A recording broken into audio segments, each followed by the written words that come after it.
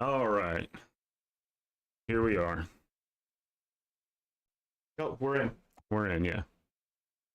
Let's see if we remember how to do this, guys. Let's see. Oh, I'm hearing the sound, so at least that's working. Good. The last time we streamed was October 2023, and we had all kinds of like buffering issues, and we couldn't figure out. We tried to figure out on stream, and it didn't work. So how's everybody? See a bunch of folks in the chat. Oh yeah, the red couch. Definitely got the red couch. Yeah, it's back. John said you can hear and see us, so great start. Hey, yeah, there we go. That's all we can made sure for. the mics weren't muted.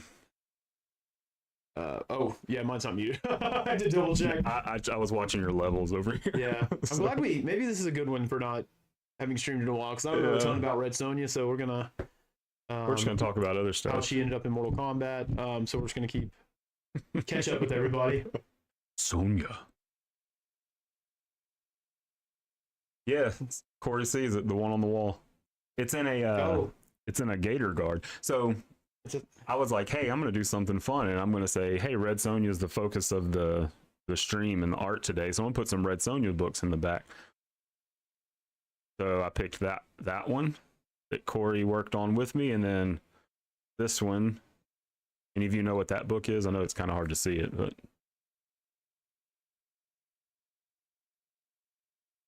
I have another book that was going to be above it, but the camera didn't show up that high, so I just took it down, and now you may see it on the pencil camera. So,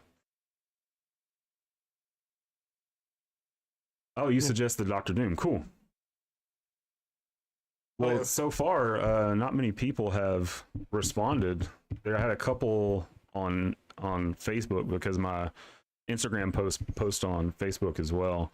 One person commented on there, so there's only like 4 comments. Brad's comment doesn't count, so hey, good odds. Yeah, you may get yourself a free sketch card. Like on Whatnot, when somebody got a sketch card for like $8 or something. Sure. I think it was like 15, but still. So I did a pop-up Whatnot stream.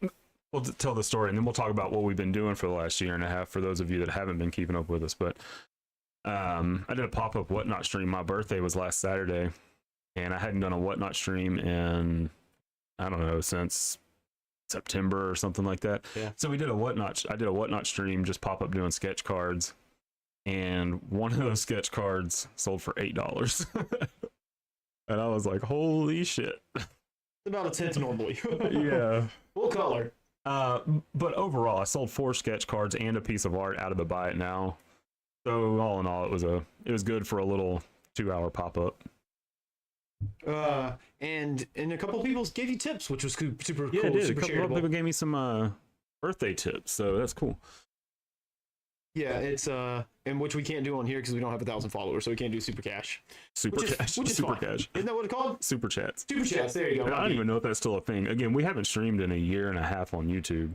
I've done some Whatnot streams because we're on Whatnot now. I've done Instagram lives, doing more stuff regularly lately, but YouTube, has eluded us. I keep forgetting I'm in the room with you and can talk, and I'm responding in the comments. I have to get back into the motion here. Super cash would be awesome too. Yeah, well, we would take super cash too. If you want, you don't have to let me reach 1,000 followers for you just to send cash to my mailbox. So if you want to do that, I'll shoot you my address.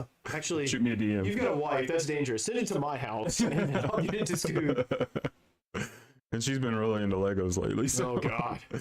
Of all the hobbies, couldn't she have been into heroin? It's cheaper. All right, so we got some folks in here. Yeah, lucky number 11. Yeah, there's about 12 there's a massive storm about to hit. We really hope we don't lose power, but if we vanish, that's probably going to be why. You can't really see out the window really because the sun's really bright, but it's really sunny right now. But yeah, we're supposed to be hit with like this bonkers storm in like the next couple of hours. So if we happen to lose power and we just go black, don't worry. We may not be dead. But what we might do is just switch over to Instagram, because I could just use my cellular data. So yeah. So anyway, what have we been doing the last year and a half? Brad ran 100 miles. We can get into chatting. You want to introduce what you're doing? Yeah, so I'll introduce this. God forbid you're inking, right?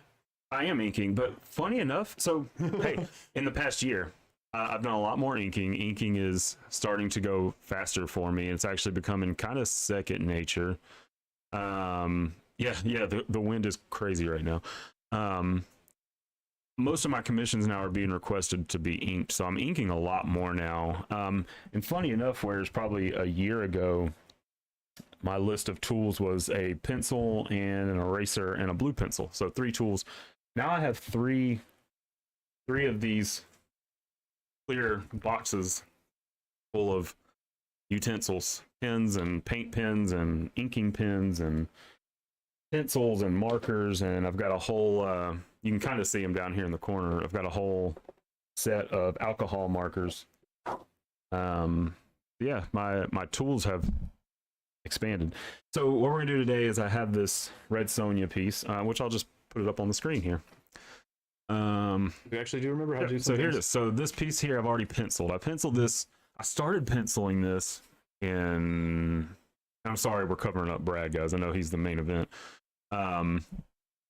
Hey Hayashi, we knew you would be here. It's fine. We're about to call Mama Hayashi and be like, where's he at? So I started penciling this red Sonja before Memphis Comic Expo in 2023, maybe. Anyway, it just kind of sat dormant in my portfolio. And I don't get to draw often for myself because commissions are basically become a second job for me now. So I'm working mostly on commissions, or, granted, more covers happen, which we'll get into in a second. So the other day I decided that I finally wasn't like needing to rush some commissions to make some extra money. So I just started drawing this one for myself, and I really liked the way it came out, and I wanted to do something further with it. So I have a printout that's really lightened down because I'm not inking over the original, because I'm not man enough. I know Corey's going to call me out on it, but I'm not man enough to ink over the original. So I've got a printout, and I'm going to ink over that and maybe do some fun splashes of color and maybe do some ink splashings. I don't even know what it could come out and turn out to be a train wreck, but we're going to maybe just try some things. But I thought it might be fun to do something that like this to kind of ease us back into the streaming. Yeah, and give us time to just talk, catch up with everybody. Yep, and I have the original right here for me to reference. I'm going to put it over here for me to keep, because some of the lines on here are pretty light. Did you print that out from Scannendorf? Yeah, sure did. And that thing is still printing. So I'm going to go ahead and jump into it. It's at 6:08. So before I jump into it, we will be doing a giveaway. The giveaway will be a sketch card. Very similar to this one. I did this, speaking of red Sonja, did this red Sonja last night. Had a lot of fun. I'm using sketch cards as a kind of a way to experiment colors. So I really did like some watercolor. It's not actual watercolor, it's alcohol markers, but I diluted it with water, and just kind of trying new things. So not giving this one away, but I'm going to be giving away a sketch card, the character of your choice. But you do have to go like the post on Instagram that red Sonja's in and comment with the character that you would like for me to do to be entered. And then you have to be in the chat when we pull that randomly to win. So did you see the power just flicker? No, did it really? The lights just flickered. Oh shit. Okay. Dude, you guys can't see it, but the trees are bending outside. This is gonna be wild. This is gonna be wild. Okay, so we're gonna jump into it.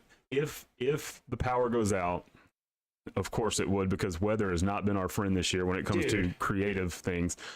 If it goes out, give us some time. We may just jump over to Instagram and do some Instagram stuff, Instagram live, since I'll just use my cellular data until it gets dark and we can't see anymore. So yeah, so just hang out with us.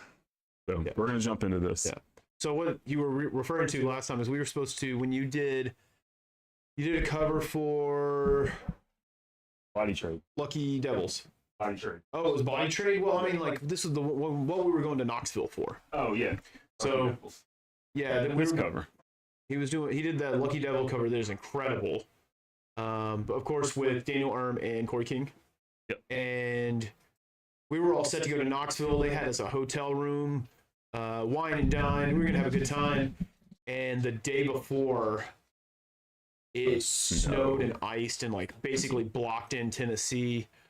What we should have done is we should have left Thursday night, because once we got there, we could have made the trip to the store. Yeah. The Jeep would have handled it, but the Jeep wasn't going to handle 7 hours in ice and snow, because we would have been going like 12 miles an hour the whole time, and it would have been terrible.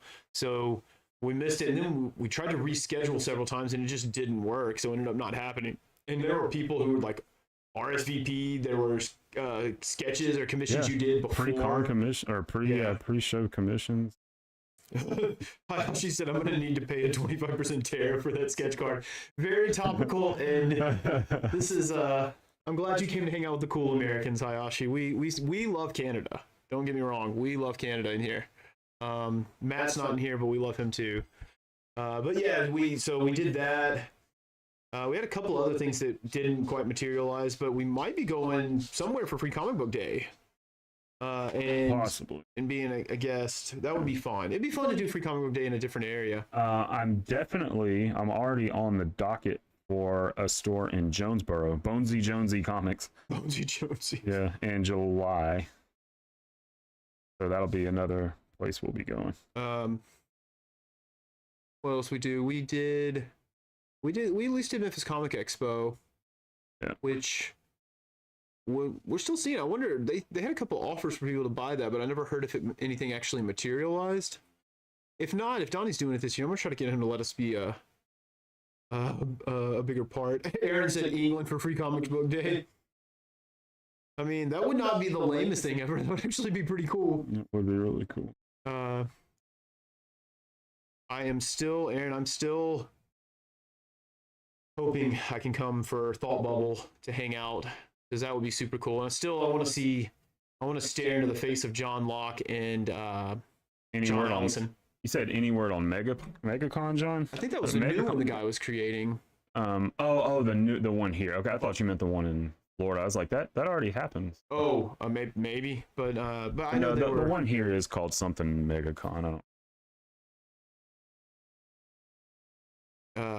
Up and Adam said, if you need a Free Comic Book Day spot, I may know one in Virginia. Woo! Virginia's a good one away. Calgary Expo in April. I'm heading there. That's cool. How she's going. I'd love to go to a Canadian Expo. Like we're not opposed to traveling far, but I love traveling. But it is harder. But I would love to do more of that. I traveled 16 hours to Colorado by myself, and I didn't listen to any podcast or audiobooks. I just sang the whole time. It was awesome. And Ann said, no one bought MCX. My friend Austin was trying to, but Donnie wanted too much. That's why he's starting Mid-South MegaCon. Oh. Cool. MMC. Maybe. I still wish they had called it MCE. I don't like X for the Expo, but that's just me. I tried. Oh, he said my shop is in Up and Adams Comics. When you say my shop, is that your local comic book shop, or is that one you own? Aaron says he's boycotting any UK con that hasn't accepted him for a table. That's fair. We're doing that too. Scoot and I are specifically not coming to the United Kingdoms during those weekends. I had plans and everything. And we're going to stick to it. Yeah. I did apply to be at Heroes Con this year. And that's one I've wanted to do for many years now. So I'm just kind of waiting to hear. I hope they accept me, because that's a big comic convention, like just comics. Yeah, I think that's where we would thrive, especially your artwork, but just us in general. Yeah. Because I'm not saying you wouldn't find people in an anime convention, but I think... Oh, y'all let me know if I'm getting off screen here. Your artwork skews towards comic books more, and then it... Yeah, if I'm getting off screen, you guys tell Braden so he can tell me to... It's zooming in and out, that's for sure. Yeah. That's not... We bought a new camera, but it's the new web camera, right? Yeah, it's that one up there. Yeah. So we're higher definition. We're in higher definition just for you folks. Up and Adam said, it's his local comic shop. He's best friends with the owner. Oh, cool. It's always good to be best friends with a comic shop owner. Yeah. I'm kind of bummed. Like 901 Comics, obviously not their fault, but one of the victims of the pandemic is with so much stuff closing early and so many people got away with shorter hours. Man, I used to go to that comic shop and I would just be out because I live less than a half mile from it, and I'd get a message from Shannon and he'd say, "Hey, I'm closing and I come hang out." And there was a red stool sitting at the counter, and I would just sit there and we just chat people who were coming in, and we'd talk about comics and we'd kind of like brainstorm creative ideas together. It was a lot of fun. Just, I mean, very stereotypical, like Empire Records, Jay and Silent Bob verse, hang out in the comic shop and talk to people, hang out at your local whatever shop.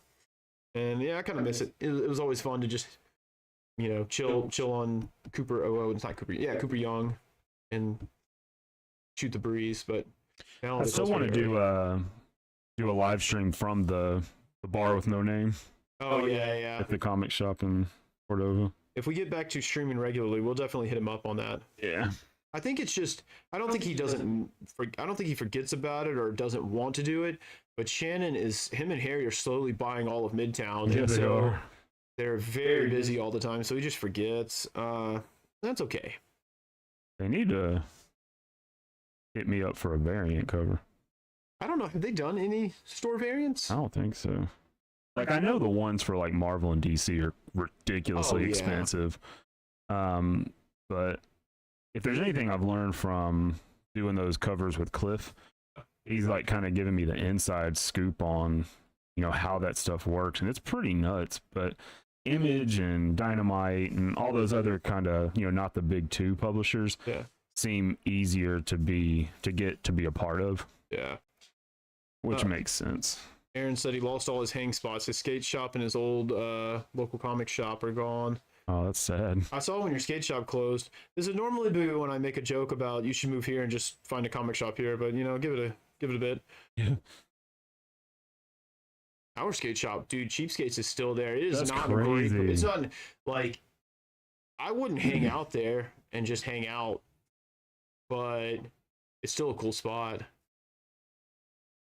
There's a skate park I've still never been. There's a skate park by me. I know that. It's like a legal graffiti area too, so it's always got cool art all over the place. Is that the one you showed me when we went biking? Like because I was it was when I was running with a girl. I was doing a bunch of routes for us to explore our neighborhood, and I was mapping it out one day, and it says like Midtown Skate Park or whatever the heck it's called. I was like, there's no way this is a skate park. And so I told her one day, I was like, hey, we're gonna run by this thing, we're gonna check it out, see what it is.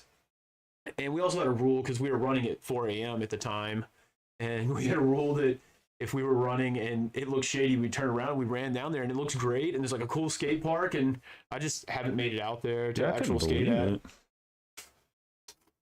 John said Later Skaters does classes at his skate park near him. Ooh. What'd you do? Just rip that thing up? Yeah, so I have it taped off because this isn't blue lined paper, and I wanted to have a border. So. Oh, okay. So you may see me just ripping it up off the thing every once in a while. We are zoomed in on that cheek hard. Oh yeah, look at that. She got some thighs. Like, she definitely killed this guy. He deserved it. Did you let her eat in here? What you got? Oh, she dropped Sophie's food in here. Oh. The doorway's not on the camera, so. Oh yeah, no, we can see Sophie's butt though. It's okay. Can you? Yeah, since we streamed last time, guys, I lost another pet. You're down to one. Remember when we first started streaming, man? We had a menagerie. A menage a trois, a menagerie. And so now we're down to one doggo. She's carrying the team though. She's alright. Yes, she is. Our Russell buddy died back in August. Yeah, Cliff did a charity event for him. Yeah, he did. What else have you been up to?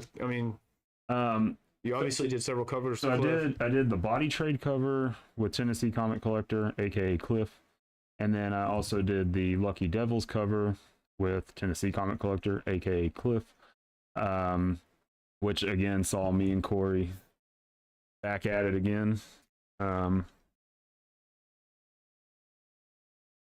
Actually, I have links in the description of this stream for you to purchase those if you haven't already. But he is looking out and trying to find the next thing for us to work on.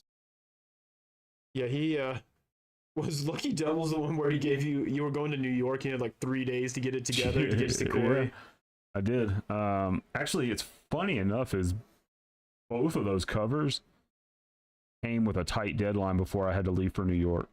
Last year we went to New York 3 different times, and Body Trade was due before we left the second time we went, and I did the thing where, you know, me and Corey's the Scoot and Corey special, where I'm not even done with it, and I just send Corey the progress inks, and he just starts inking it, and then when I'm done, he finishes. I send him another scan, and he just overlays it on top. So, and colors in like 4 minutes. Yeah. Which I think, like, taking nothing away from what you and Corey did, but he absolutely killed. Oh God, yeah. The Lucky Devils cover, that yellow. I think that's one of the reasons that cover has gotten so much love, because the colors are just crazy. Which we knew we wanted those colors, because it was the homage to the, oh my God, was it Witchcraft something? It's one of those old pre-code horror books. So that's where I got the idea for that cover, because it's just an homage cover, but that cover's really yellow, and we liked the way it looked. But of course, you know, Arm put his own crazy flair on it. Yeah, I think it made it stand out. Aaron said bright and crazy colors always do so well.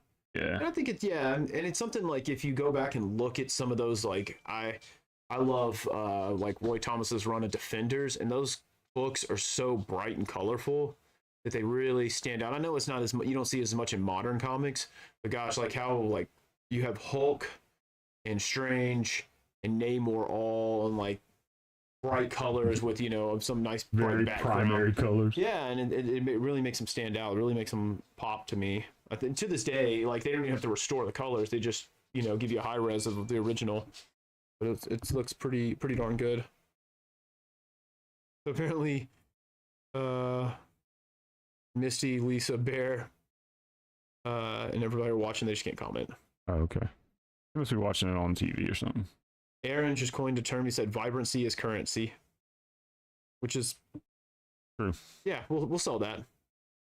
I think you see that a lot. I don't think it's necessarily. It might be more of a skill and experience thing when you see a lot of indie comics where the covers are a little more muddled or dark, so they don't stand out as much. I think that would be more it, because I think, you know, if I told Matt Nickerson's cover with the Ninja Turtles is in the sewers, and it's dark, but it still stands out because he knows. I have his books here because they sent them to me since he's in Canada. They look good. I'll show them to you after the stream. Yeah, they sent like his what do they call them? His comps. Comps. That's it. Yeah, they look really good. I'll show them to you after the stream. Yeah, he was talking. And Matt's not in here, so we're just gonna say we're just gonna keep him. Yeah. Man, he was getting a lot of back and forth on that one. We don't need to give like the whole inside story on it, but he was dealing with a lot on that. Hey, Sophie, come on, girl.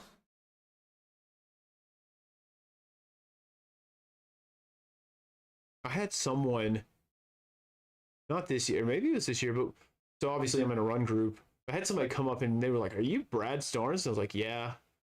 And they're like, "Do you stream with your brother Scoot?" And I was like, "Yeah, man, we used to stream on YouTube all the time. Trying to get back into it." He's like, "I saw your evening with Cyclops," and I was like, "That's what I'm going to be remembered for." Is that the man who talked for 3 hours about Cyclops? And that's crazy. I was talking to so I follow 2 distinct types of comic groups.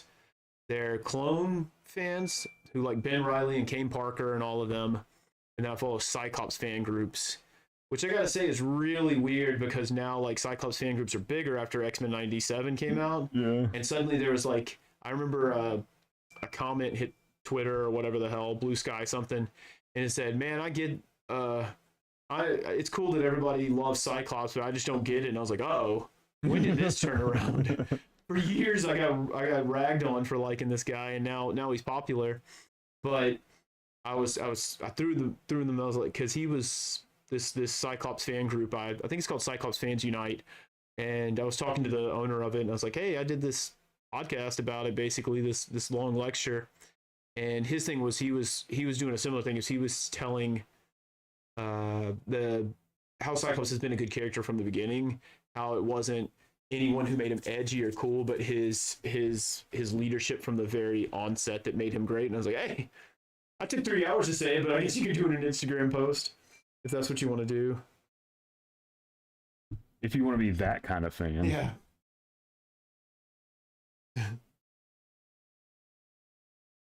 Apparently Oliver's excited to see us. Hey, Oliver. I'm trying to stay zoomed in on this so you can see the detail a little bit better. So I keep kind of getting off filter here. Yeah, I need to do a better job of watching you. Oliver is confused of why we're on the TV. We're famous, Oliver. Yeah, gosh, I guess Oliver was born the last stream we did. Last stream, but not when we were doing it heavy. Was he 22? Yeah, he was born in 22, right? Yes. Yes. And so he was barely alive. He was alive when we did one, maybe. But then we have a new niece named Lillian now. Call her Lily. She doesn't do much, but that's okay. She does it well. She doesn't do much. She's just squishy and likes to poot. John said, "I finally got a 3D printer and been thinking about doing a Cyclops visor." Dude, that'd be dope. I've been trying. I had a guy that I know from the gym who has a 3D printer, and he offered to do a Cyclops visor for me, because my biggest thing is, like, I've bought a few things, like 3D printed things from Etsy and things like that. I have a Majora's Mask that I need to paint that's really dope. Yeah. But when it comes to things that are like costume pieces, I'm real I'm real worried about it, because a lot of times the sellers say, pick your size, and if it's messed up, that's on you, which is fair. You don't want to print 6 different versions for somebody because they can't measure something. But like, I have Reptile's mask that my friend Brian printed for me from the Mortal Kombat movie, and he was able to print like a tester with less detail. We made sure it fit my face, and then he printed the real thing. And like with the Cyclops visor, I wanted to find somebody local so I could make sure it fits my face, and then, adjust if need be. Because I want to do one forever. I want to do, there's a cover of X Factor where he's wearing the white X Factor suit, but he has the cowl off, just the visor, so his hair's out. Yeah. And that, I think Walt Simonson yes. did the cover of it. It's on my wall at home. It's beautiful. And that's the one I want to do, because I don't want to wear a full cowl. I want my hair to be free. And I just want to be Cyclops. But the hardest part of that costume I'm working on right now, which is the gym.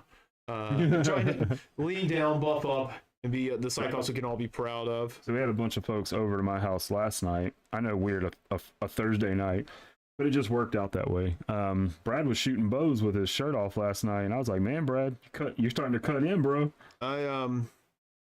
Not that this is a comic stream, so we don't have to talk about it. But superhero bodies, man. I'm an ultra runner, so I run these incredibly long races. But I did a really big race last November, and I just wanted a break. So right now I'm not running anything over a 25K, like race wise, and so I've got a lot more free time. But it's allowed me to I do a lot more speed and intense runs. I went from running, taking up between like doing actual runs and prepping and stretching afterwards. I was spending about 35 hours a week running, and now I'm down to about 10, which is awesome. And I'm putting in more work at the gym. So for the first time in I don't know how many years, I'm actually putting muscle on. Because when you run the distances I did, you just can. There's a point of diminishing returns where your body just eats everything, and that includes your muscles. So you can keep something on, you have to work your legs out, but everything else just is fuel for your body. So yeah, maybe I'll get into a skin tight suit sometime this year for Cyclops. No cup or anything. We'll camel tailing. We'll make sure we stream that. John, yeah, I saw those pictures. John just sent pictures of his new costume. He did a snow trooper, and it's dope. If you guys don't know John, as far as I know, unless he got mutinied, he is the leader of our local 501st No way. Yeah. Really? Yeah, he took over that a while ago. How did I not hear about that? Man.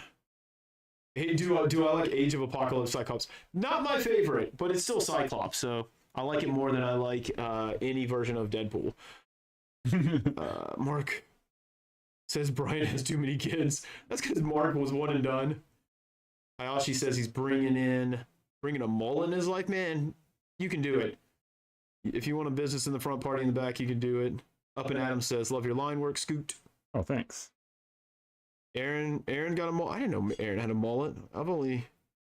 Usually staring at his crotch when he sends pictures. Aren't we that all? Cosplay over here, bro? Oh, if I dressed up as Cyclops, I would absolutely bring it to. He would take it on a world tour. Oh my gosh, British ladies falling left and right to the handsome American Cyclops. It'd be too powerful. It might be. I'd have to take it off. I had to go dressed like the Juggernaut, just to keep the ladies away.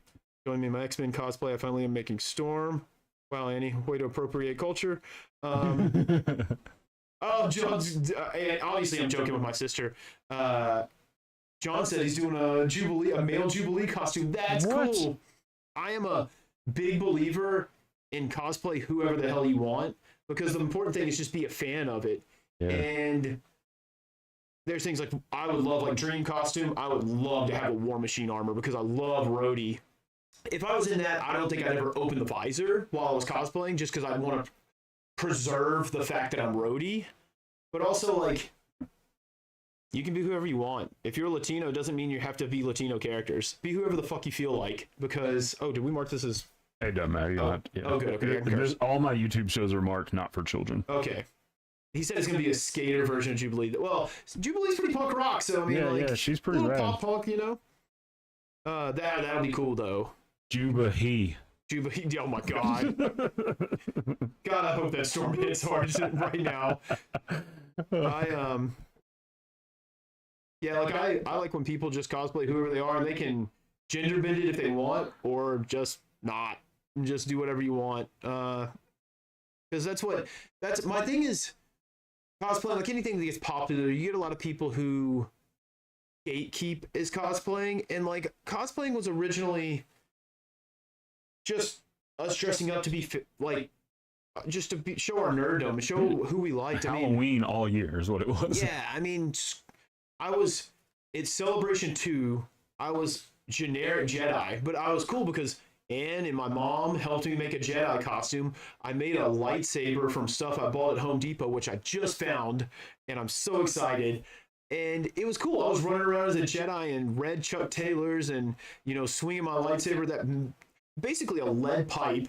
Yeah, should not have been swinging around a convention. Definitely a real weapon. And that's I mean, if that's what you want to do, cool. Be whoever you want to be.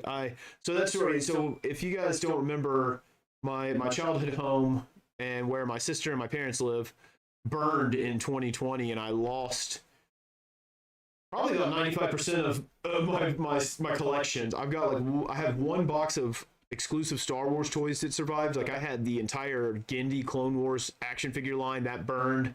I had so much stuff, and I had a few things like I have Energon Unicron, which I still have. I have my AT-AT from Power of the Force 2. Oh yeah. That I took with me.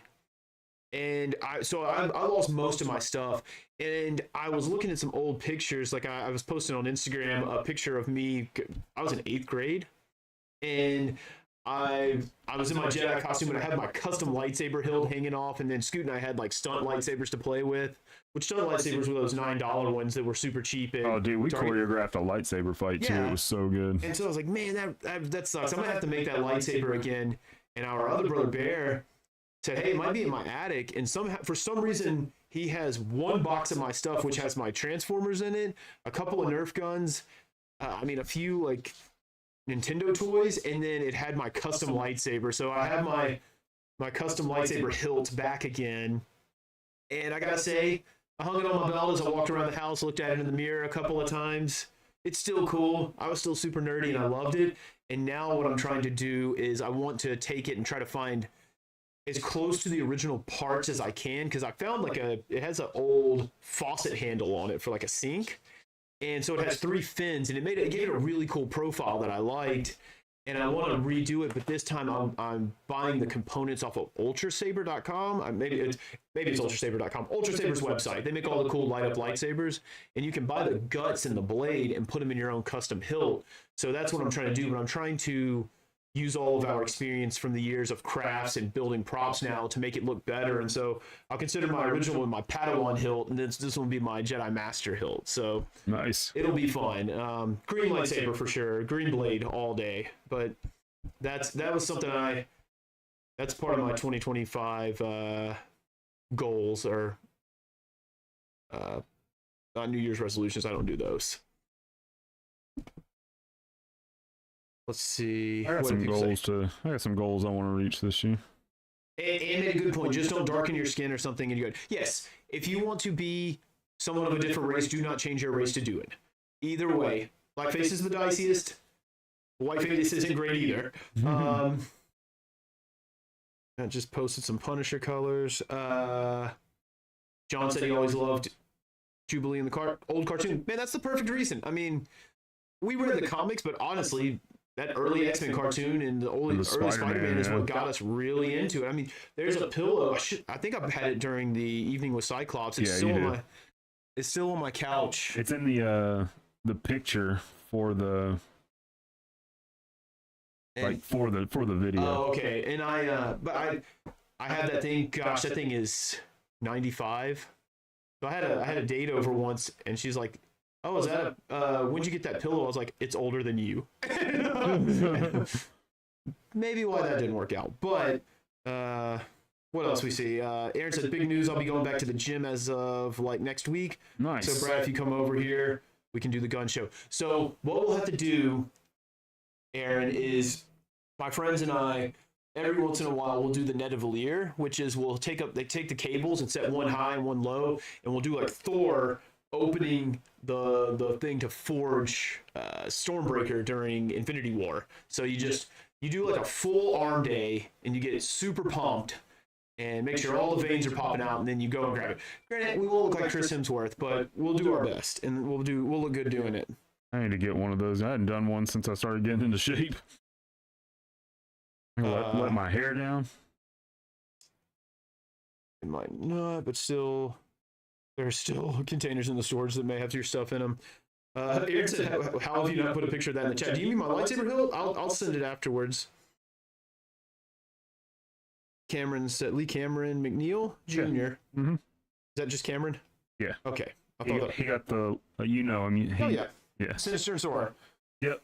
Laugh man. I hated that picture by the time it was over. Dude, that Batman who laughs was so popular. Sure was. He said, "I'm trying to hit my goals, be in my own place finally. Cross your fingers." Nice. Good, man. That's what it is. I love being in your own place is a great way. Hitting goals is a good way. I love going to the gym, and I love doing these runs, and I love pushing to the extremes and pushing my body to the extremes. But I will never pass judgment on someone in the gym who's just curling fives. If they're in there just doing something, or they're on the treadmill doing a walk, reading a book, if you don't want to do any of those, who cares? Whatever you do needs to be what you want to do and make you happy. And that sounds like what you're doing, which is what you should continue to do. Do what thou wilt, which means do whatever you want that makes you happy, as long as it's not at the expense of others. If it hurts, if being your happy place is murder, sorry, you don't get to be happy. Yeah. You have to go to prison or therapy at least. John said I took my brothers through the old cartoon. They'd never seen it, and we went through 97. Oh, that's cool. Yeah, my fellow Americans, I am an idiot. Yeah. That's the number one thing. Morph. Aaron said he's got the mullet. He can be a Hemsworth. Well, your accent's closer to theirs than mine, that's for sure. Yeah, if you ever need gym motivation, Aaron, just let me know. I'll pump you up. I'm always happy to do that. I think Scoot did his week. He's been off all week, so he's been doing some major cleaning and garage gym. I mean, otherwise, you had to put a bunch of stuff in your garage tonight so it wouldn't blow away. Yeah. But yeah, the garage gym should be back up, and I wanted to scope it out so I can make you a lifting plan. Yeah, I need one. Maybe easy peasy, man. I mean, haven't lost anything over the last winter. Last year was, 2024 was about maintaining keeping my eating habits and everything, and happy to report that all that has stayed. So now I want to get back into the cutting some weight. Yeah, they're the hardest part, eating. Yeah, it really is. Yeah, it's I did, like, I have a very buff friend who made me my new lifting routine and started going through like nutrition and stuff with me. Very smart guy. He's like a doctor. He's a pharmaceutical doctor, and just has this incredible working knowledge of the human body, obviously. So he doesn't have any of this fad stuff. He's like, here's what you need to do. I used to work out 4 to 5 times a week. I work out 3 times a week now. And we started dialing in nutrition because it was a plan. Like, we had like every 2 weeks we were starting something else, so we didn't burn out. So you start your lifting plan, then 2 weeks later we started our running plan, and then 2 weeks after that we started our nutrition plan. But the nutrition plan got derailed.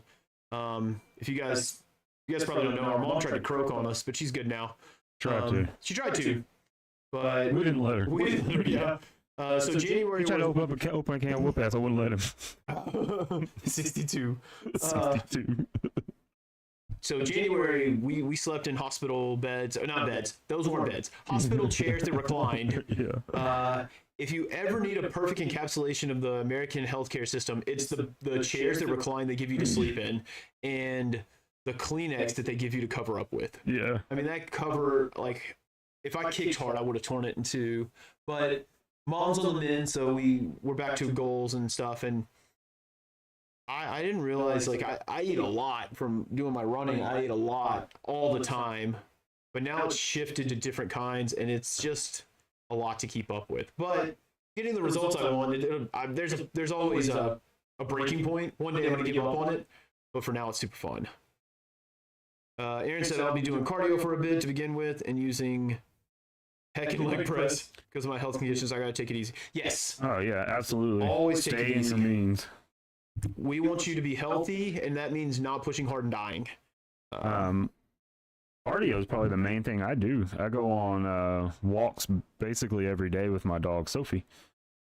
And we jog together, we walk together, and keep each other insane.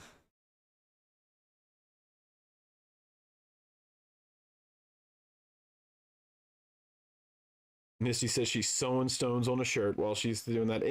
Our horse sister, stay creative. Misty, horse sister. Let me really enunciate that S on there. Horse sister.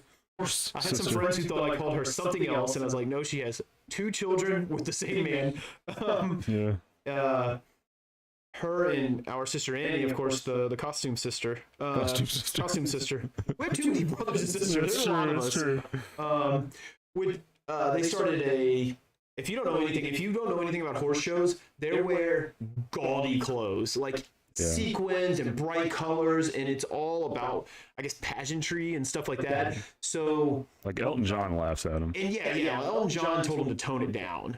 And it's really wild, but it's also wildly expensive. Like, you see these shirts, and they're like $900 for normal ones, and then horse showing is a very rich sport. We're not very rich. We were very poor. And so we made do with what we have. And so our sister started making clothes that are more inexpensive, but of quality. And then also they have them in plus sizes because they don't make plus sizes for a lot of that stuff. And they've been doing selling stuff on the internet. And then our sister Misty went to the Dixie Nationals and had a booth for the first time. And so she got to experience what Scoot and I do, which is sell stuff in carnival barker and talk to people who are hurt people and sell them stuff and get excited about it. And she had a really great time, which we were pumped about. Because there's always that fear that what if you do this and no one shows up? Scoot and I were talking about this stream. We said, well, we might be the only people here. We said, oh, well, we'll still hang out and have fun. Yep. And Misty did it by herself. She didn't have any of us there. I would have gone had I been able to, but yeah. So we were proud of that. We're always doing creative stuff, and it's even if her creativity is different than what we do, it's still super fun. Still cool to see. Yeah, be your own creative person. Bear said Misty's getting stoned, probably. We took that S out and she got stoned biblically. Anne said she's fine being costume sister. I would hope so. Aaron said your horse shows are way different than ours.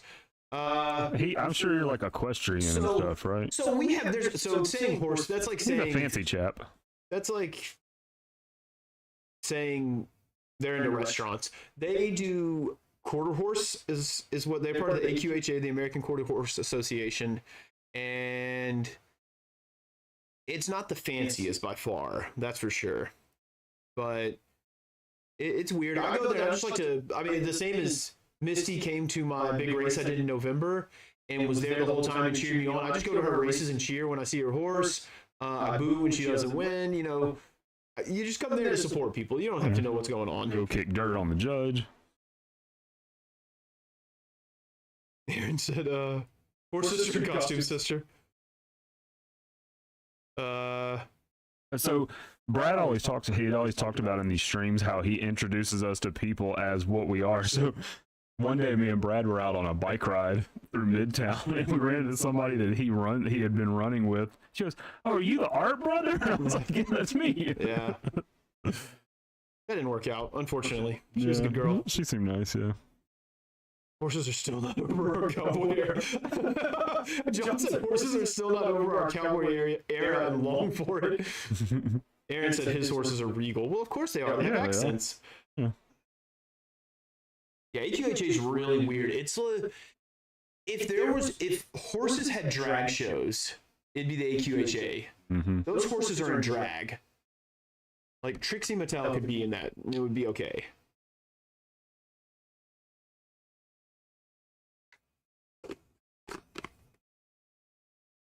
Sorry, I had to take a drink of water.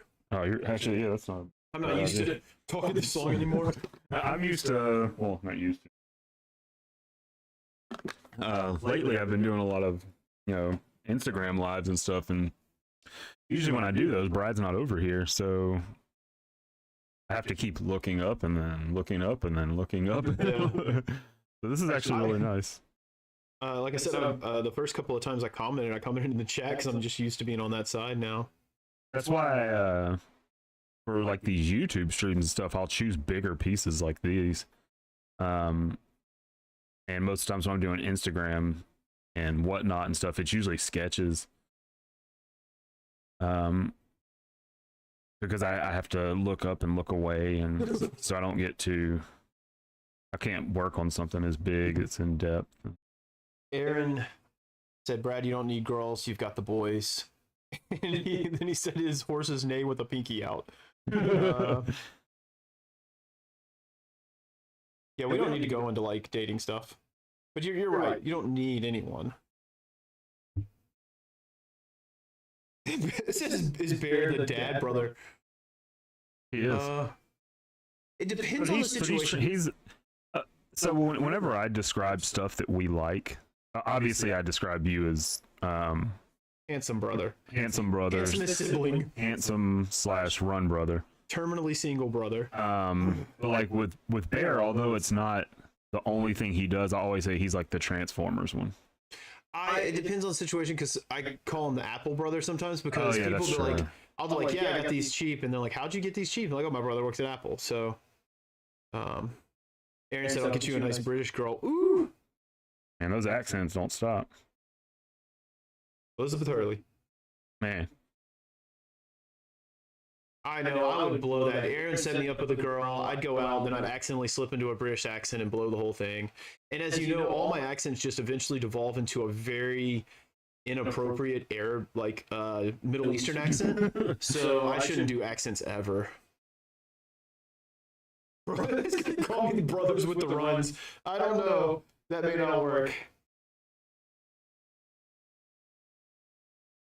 I don't know. I usually called Bear for a while. I called him the builder brother, because he was building his deck, and then he built he's building a gigantic tree house for his kids. And that's how because I have, again, it depends on what people are talking about. I was talking to someone about like doing woodworking and building, doing different building projects around the house. And then we, of course, we all know that Bear and Lisa burned their house down so they could remodel.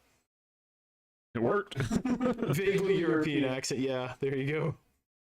Buff brother Brad. BBB.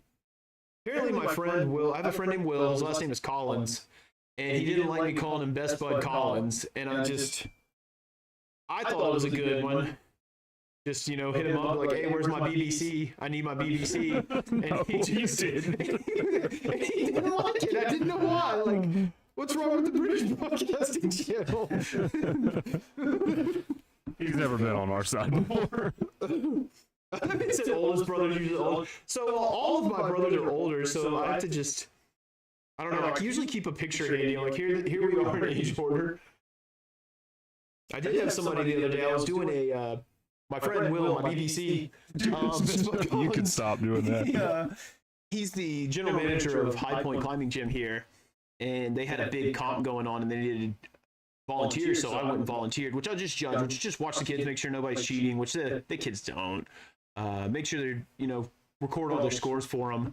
And somebody was, one of our guys who I've run with this dude for like a year, and he's like, I mentioned something, and I guess it sounded too old for him, and he's like, Brad, how do you know about that? I was like, dude, it came out when I was like 4. He said, I thought you were my age. I was like, I might be. How old are you? He said, I'm 30. I was like, dog, I'm closer to 40. I was like, I'll take it though. Treehouse for the kids. Barefoot treehouse for the kids in parentheses. I think we've been in it more. That treehouse would be a great place to have a really deep conversation while drinking a beer during the summer. Talking about life and love and everything in between. Secrets of the universe. We were having a good conversation around our fire pit yesterday, and then the propane decided it wanted to go out. So the fire just slowly died around. It got cold real fast. It got real cold. Aaron, well, if you cheat, I just disqualify you. He said, you have to chase me. Those kids were better climbers than me. If they wanted to stay up on the wall, I couldn't stop them. It was pretty fun, though. Climbing is also a rich sport. There were a lot of Baileys and Kayleys and Haleys that were spelled the exact way you expect them to be. When they were born, their name was announced at a gender reveal party with their name burned into wood, shaped like a baby's foot or a heart or something. And there was so many blonde women there. Blonde women, scarves, pumpkin spice lattes. I'm being a little racist towards suburban white people right now, but that's okay. Sorry, I'm white. I'm white. Yeah. Yeah, John said it's almost impossible for young people to understand that we were born in the 80s. Yeah, isn't that crazy, man? Jeez. So we got a new guy at work, which we won't get too into because I don't talk about work, but our system at work won't let you do double letters or double numbers for your password. So Scoot couldn't use his name because there's an 00. And he goes, oh man, I can't use my birth year, 2002. And I was just like, oh. And then my boss is he's a year older than me, and I look significantly younger than him.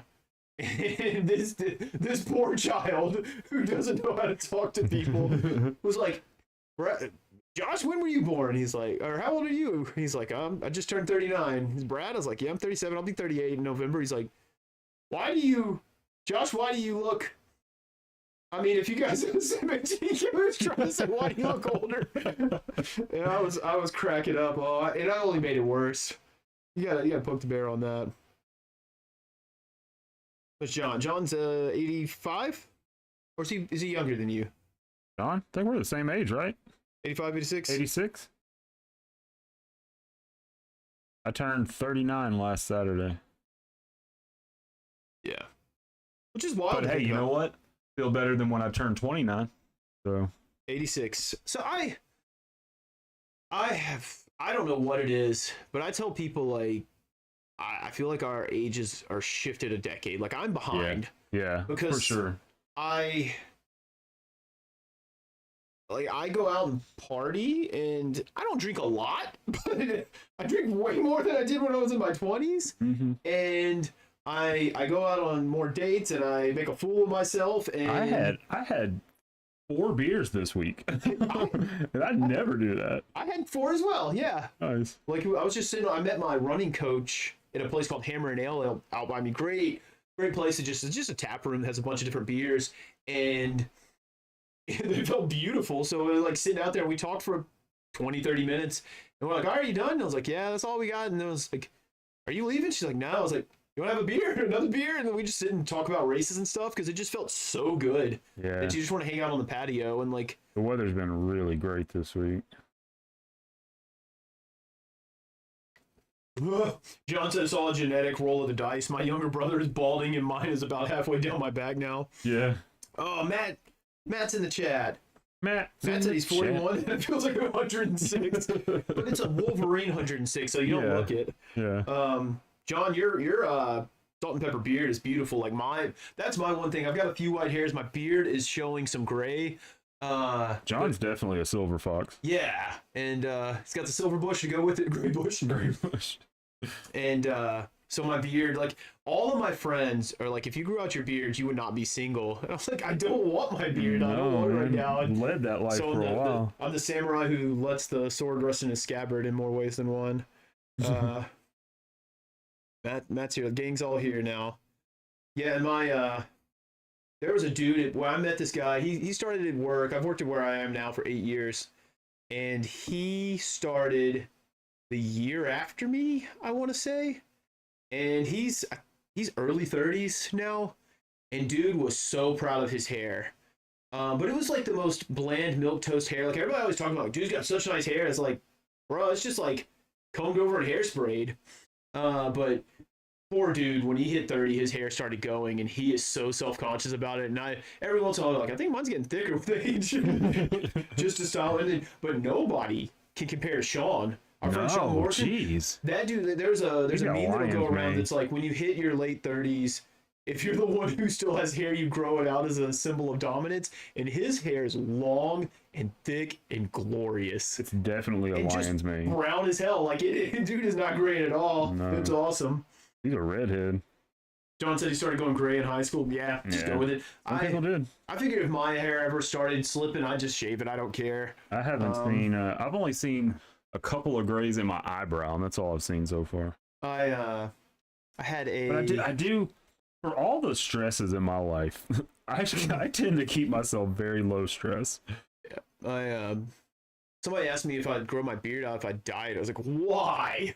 I have enough problems upkeeping my body hair without dyeing it too. If I grew it out, I would dye it white. So it looked like Gandalf. And I feel you, Matt. I just turned 42 and my body feels ancient some days. No comment. I don't have anything constructive to say, and I don't want to make a side comment. Bear says I'm 44 and feel 12. Yeah, I mean, it's. I said something like the internet seems to think when you turn 30 that you just start deteriorating and you're dying. There are 3 things that I have to do more now that I'm 30. I have to sleep. Yeah. And I can still stay up. I can stay up and party. I mean, again, I'm single, so there's been a couple of times I get home at 4 a.m. It's just how the world works. You go out and party, and you have to be ready to have a fun time. But I have to sleep. I can only do that so many times, man. We used to do that weeks on end. Yeah. Sleeping like an hour a day and working all day, partying all night. Then that just sounds so exhausting. I have to hydrate like crazy. Now, some of that's my more active lifestyle, but also if I don't hydrate, I can tell my body just doesn't feel good. And then with my physical activity, I have to stretch and do like yoga and stuff more. I stretch a lot. So those are things that are, if that's what I have to do, I'm fine. I'm not carrying injuries. I still have energy like crazy all the time. This is a flex. Oliver's birthday is September 20th. I'm pretty sure that's 100% right. But we had his birthday party, and it happened to fall on a day I ran a marathon, and it was hot as hell. So I ran a marathon, went home, showered, watched, sat on my couch for an hour, and then went out and started playing with him. As soon as I get there, somebody's like, "Oh, finally you're here. I can pass him." I was like, "Yeah, send him over." And I'm playing with him, and I'm throwing him around, and we're running around, and dude's just chaos, and he's awesome. And he doesn't care. He's a kid. He doesn't care he doesn't care if you've gone to work all day. He doesn't care if you've run 26.2 miles. He just wants to play. And my thought is that as his uncle, if I don't have the energy to play with him after a marathon, I shouldn't do the marathon. So I kept up with him until he fell asleep or went to someone else. And now after he left me, I crashed. But I had so many people that are like, I don't know how you have energy for him. I was like, oh, it's cool. I just ran in the morning. You got to make the energy. Yeah, and I think, I don't want to say it's mind over matter because it's definitely not. People, again, Aaron doesn't need to mind over matter in the gym and hurt himself. He said he's got some problems that he needs to watch out for, and that's perfectly fine. I think a lot of it too, though. I think a lot of people, they feed into the, oh man, I just can't do that. Like it's almost like it's a cool thing almost. I don't know. Like I don't know what word I'm looking for, but it's like oh, I'll never be able to do that. I'm just gonna eat these snacks or whatever, you know. Like when I was losing weight, people at work would be like, I ain't doing that. I can't do that. Yeah. Okay, cool. Don't do it. I think it's all, and it's what you want to do. Again, yeah. If you don't want to do it, don't do it. I am not a fan of body shaming in any way. No one, I would love to be ripped like Cyclops, but if you don't want to, that's fine too. Yeah. But I don't like when people make excuses for not being able to do something. And a good example, completely away from that kind of genre of talk, is people all the time come up to me, oh, I wish I could read. I read as much as you. Like, you could. First of all, I'm not that big a reader. I read maybe 30 books a year. Most of my people who are readers in my friend group get close to 100 or so every year. Let me get up in here. We're going around the donk here. And moment of silence. But it's all about what you want to devote your time to, and you have to sacrifice stuff. And when I got more active and I was trying to keep up my reading, I had to sacrifice something, and what took the hit was video games. I don't play video games anywhere near as much as I used to. I've almost beaten the Super Mario RPG remake, and that's taken me almost 3 months because I just pick it up and play every once in a while. And that's okay. I can live with that. But you'll never hear me say, oh, I wish I could play video games more. I mean, unless I get a hyperbolic time chamber, you only have so many hours in a day, and so you have to use them where you want. And where I want to use mine are for reading and for fitness. So video games took a hit. And so you can make time for it. Shit, Bear and Lisa have 2 kids under 3 and still make time to go to basketball games. They still make time to come out and see me. They make time to do all kinds of stuff. And yeah, it's different and it's limited maybe now, but probably makes them enjoy it more, makes them appreciate it more. But also, you find time for stuff if you want to do it. Yeah, I've definitely sacrificed some things that I've wanted to do for drawing. Like knowing I've needed to stay home and draw and work on commissions or whatever. Matt's the mental maturity of an 8-year-old. Well, you know, and so do we. We make a lot of... My mental maturity is overrated. Like, you can be mature when you need to, but it's okay. Like, I'll never stop making fart jokes. Farted in the kitchen earlier. On my wife. Oh, Aaron said, I just realized it's been nearly 5 years since I met you guys. Damn, that's true. Time flies. Yeah. That's a good one. I mean, it's, I think we do good. Like, it's... at this point, I'm pretty certain that none of you are catfishing Scoot and me. And... If you are, man, good job playing the long game. Good job, yeah. You're really working it. While you're at it, go ahead and leave a like on the video here. But the I think, you know, we talk about comics like we're supposed to, but also over this past week, at least someone in that chat has asked how everybody's doing that day. Yeah. And that's cool. That's cool that the internet, that is what, in a world where social media is this terrible fucking thing, 97% of the time, we have found the 3% that is good and exploited it. And that's what you should do. We have, I mean, even being back on YouTube, I love seeing some of these people that we don't see in the Instagram streams, or we haven't seen them on Whatnot. I'm enjoying catching up with everybody. How many people are in the stream right now? 18. Okay, if there's anybody that's in the stream right now that has never been in here, sound off in the comments. We want to see.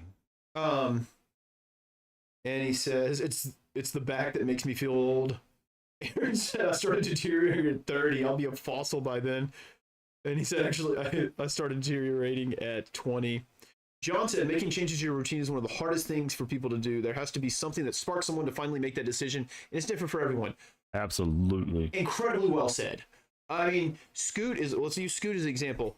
I knew Scoot was putting on weight. I knew Scoot was stressing. I knew Scoot was depressed. And I kept saying, come to the gym with me. Hey, let's go running. Hey, let's go climb. Let's go swim.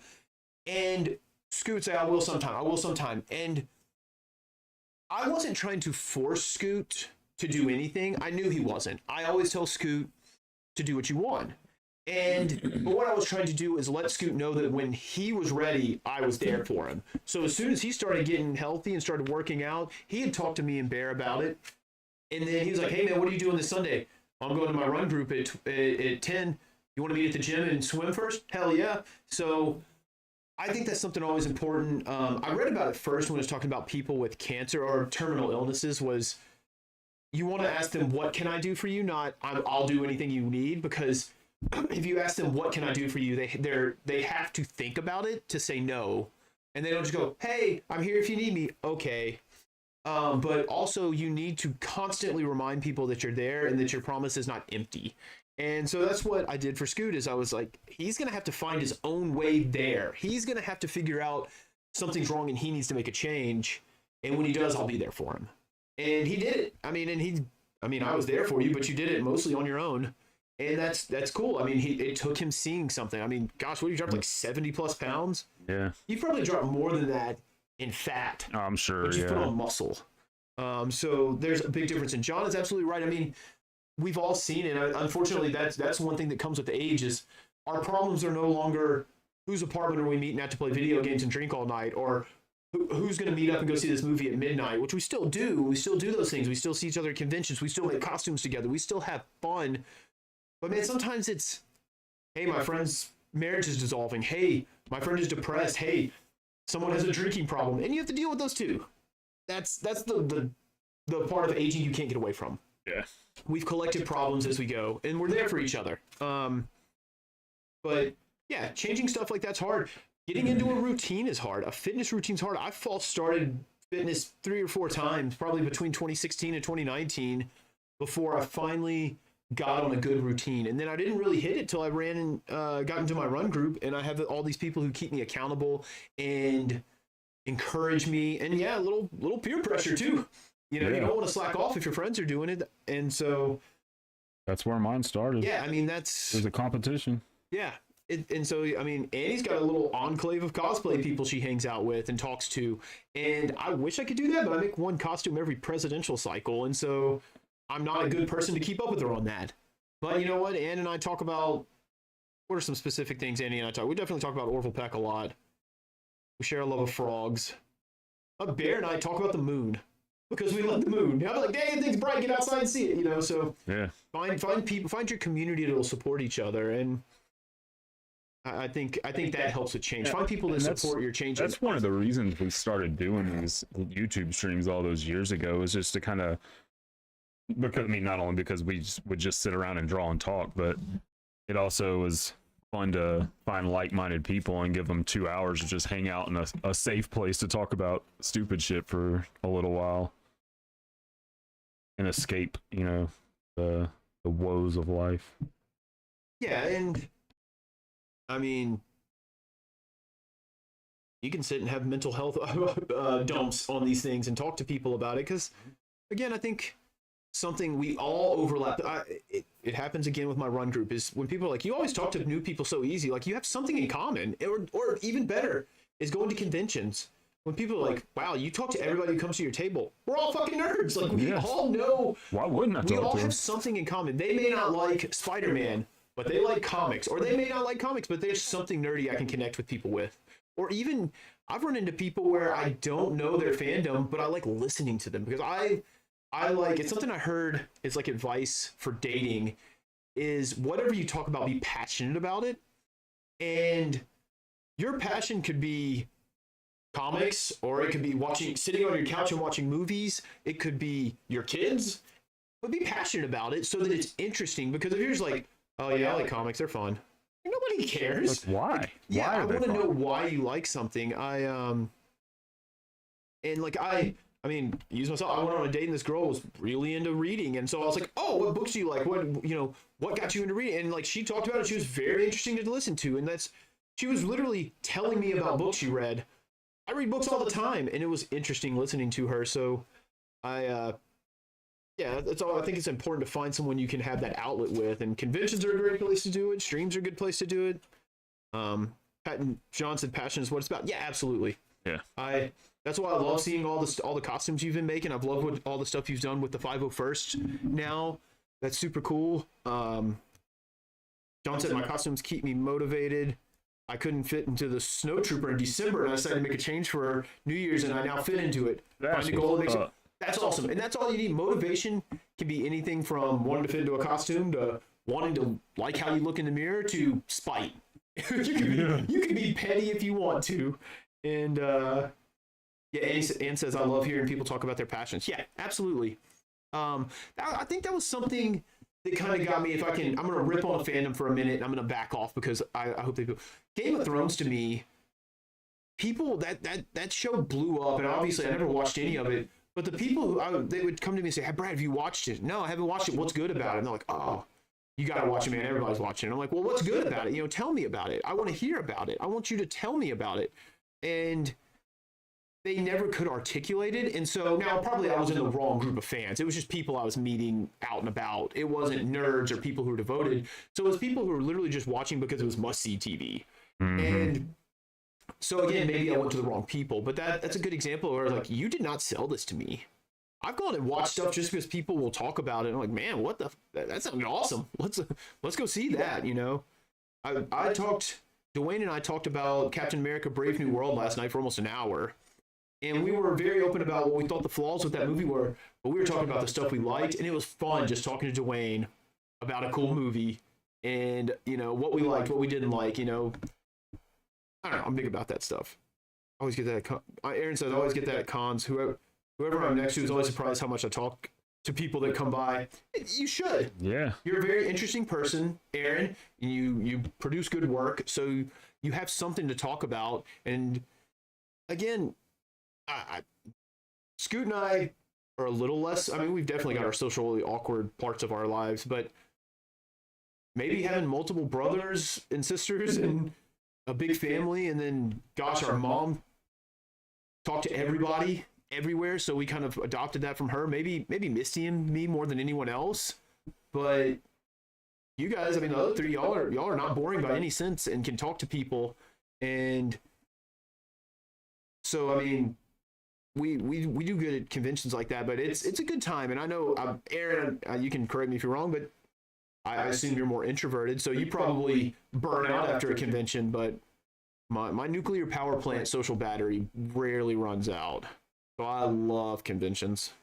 Andrew's right. We talk about Percy Jackson a lot. I should have worn my Camp Half-Blood shirt. John, that's super dope, man. I got to do a costume. Annie's on here now, but I want to work on my lightsaber. And I think if I did my lightsaber, made my new light up one, that I would be motivated to do a Jedi costume. Like, I just want to do a generic one, maybe customize myself. I don't care about being the Rebel Legion or whatever the heck it's called. I just want to do it. If I do whatever the next event you do, I'm coming to it so we can take pictures together, because it's just too cool. Aaron's just flirting with me.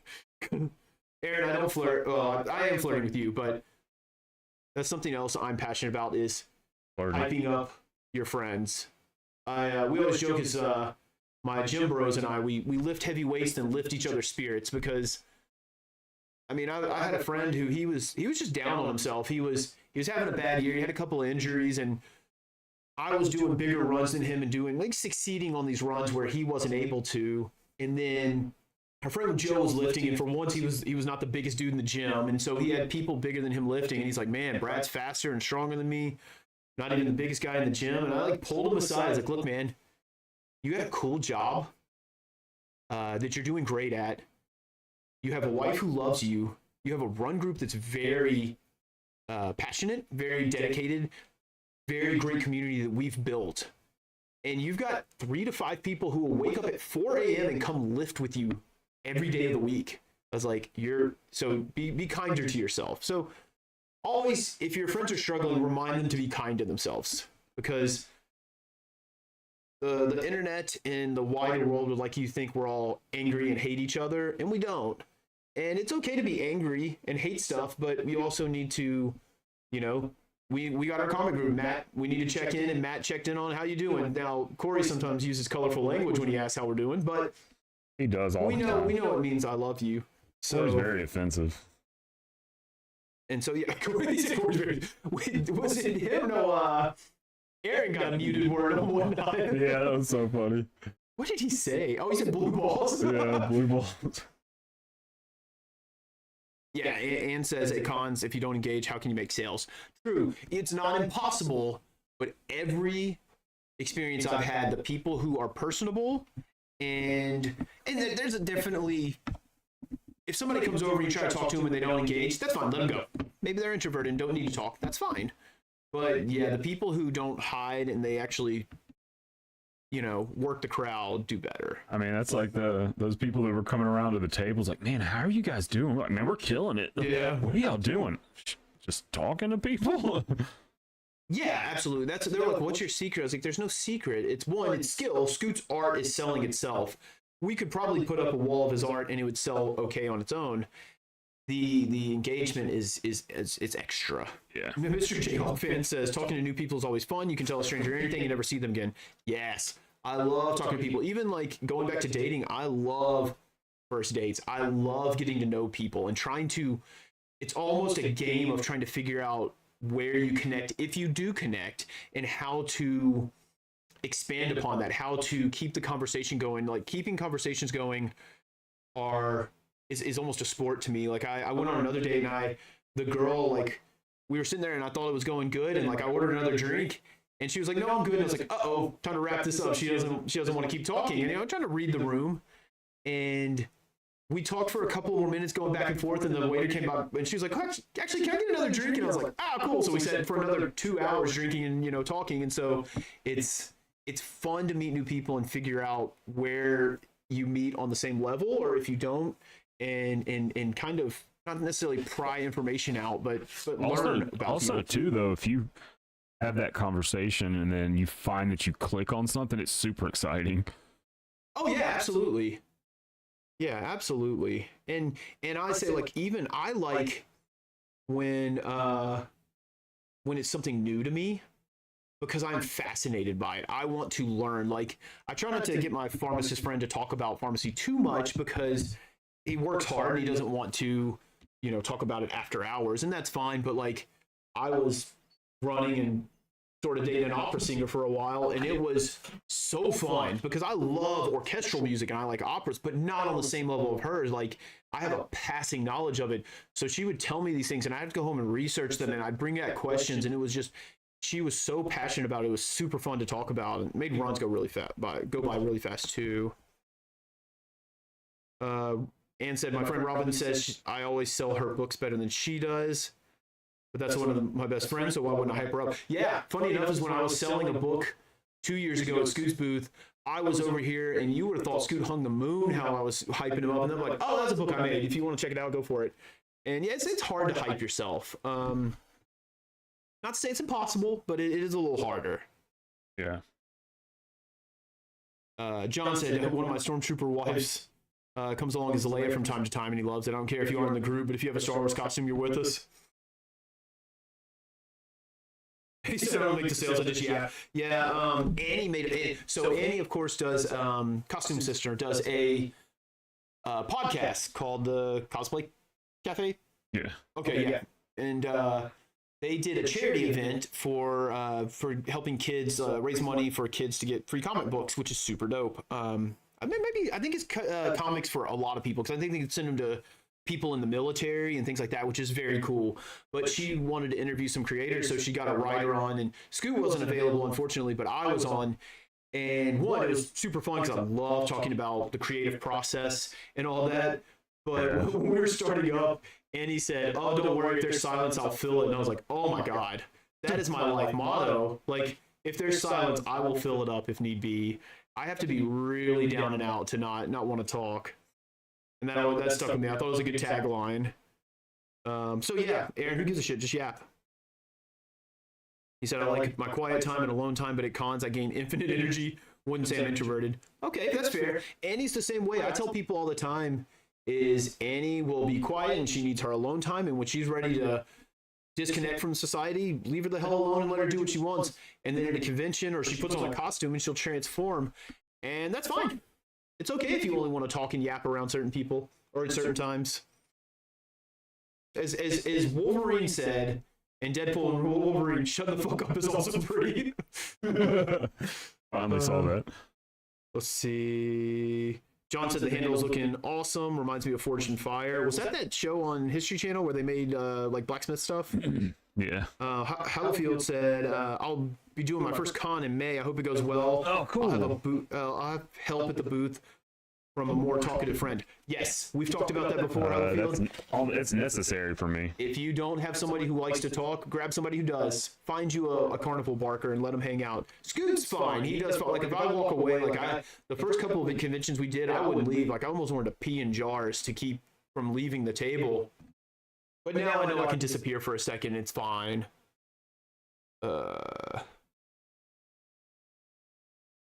Yeah, Hallowfield, keep us updated. I want to know how that goes. Comic books for kids, great organization is what Annie said. Yeah. Hallowfield, are you doing it for your the Up All Night books with Rhonda Shear? Oh. So Annie said, costuming cons are my extrovert time. Working in retail, I need my alone time to recharge. That's fucking fair. Like, yeah. I am extroverted, and retail will burn you out. Which, hilariously, if you ask people at work, they'd be like, oh, Brad doesn't talk that much. He just makes quips every once in a while, because I don't like those people. I don't want to talk to them about anything. And here's a good example. I'm gonna pose a question to the chat. Could any of you make a list of movies? How do I phrase this? If someone asked you to make a list of movies you've seen more than 10 times, would you be able to complete it? Because we started talking about this as like a level of nerddom, and it's not a slight on people, but we had our other brother, Apple Bottom Jeans Bear brother, he said that they were a coworker was telling him, like, oh yeah, Star Wars is my favorite movie. I love Star Wars. I like it more than you. I've seen all the movies at least 5 times. And I was like, this week? And I'm like, dude, we spent a summer watching the original trilogy. Every movie, at least, we were putting them on loop, watching them religiously. I watched Godzilla Kong: The New Empire so many times last year. I watched it twice one day this year. And so I was like, when somebody's like, name a list of movies, and then so at work, we were talking about being nerdy, and they were calling me a nerd, and a guy's like, oh man, it's just about what you like. And I was like, yeah, that's true. Nerddom can be anything. He's like, I like the Fast and the Furious franchise. I was like, okay, well, I don't like it, but if that's what you're in. He's like, yeah, I've seen all those at least 2 or 3 times. It's like 2 or 3 times. I watched Batman v Superman director's cut multiple times. I watched Godzilla 98 4 times last year, trying to figure out why I hated it so much. And it's because it's not a good movie. But question answered, problem solved. Solved that question. But so I thought it was funny is like, and I know these people in this chat, if I said, I need a complete list of every movie you've seen more than 10 times, y'all are going to be able to do it. Because we watch movies a lot. We watch anything we consume. I feel like it's something where it's nerdy autism, where when we watch something or like something, we watch it repeatedly. I mean, we watch Monsters Inc. at least twice today. Yeah, I mean, I watch Harry and the Hendersons more than anything I've ever seen in my life. I watch through Unsolved Mysteries all the time, so it's just a funny question, funny mental experiment for you to try. I mean, you could probably, like, we were doing that one day. As I said, what Star Wars movie you, me, and Bear were talking about is what Star Wars movie do you think you've seen the most?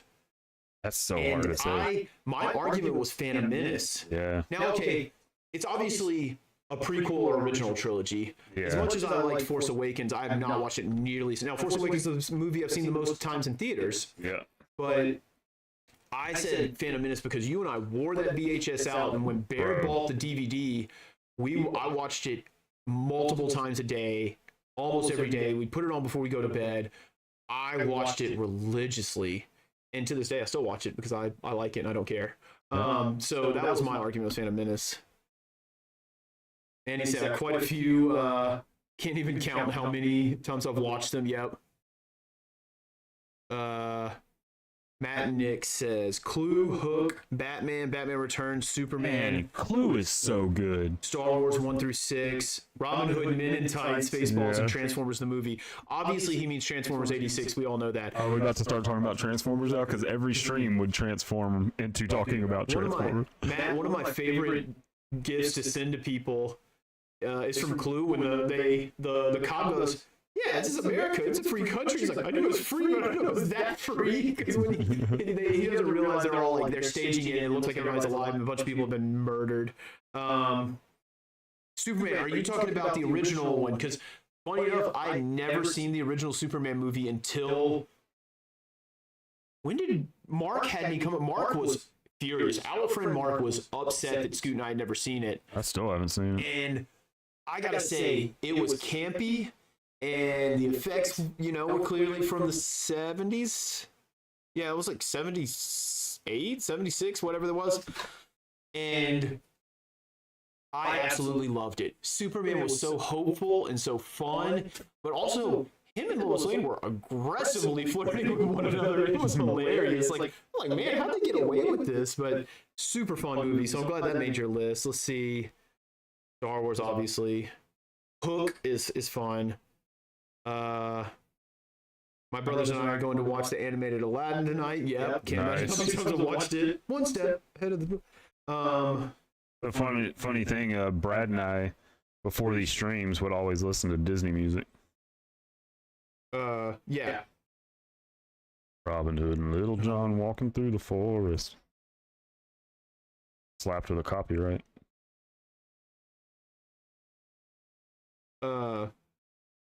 Oh man, I hope somebody didn't porch pirate my comics. Hello Field says Galaxy Quest, excellent movie. Oh, I love that movie. Last hope.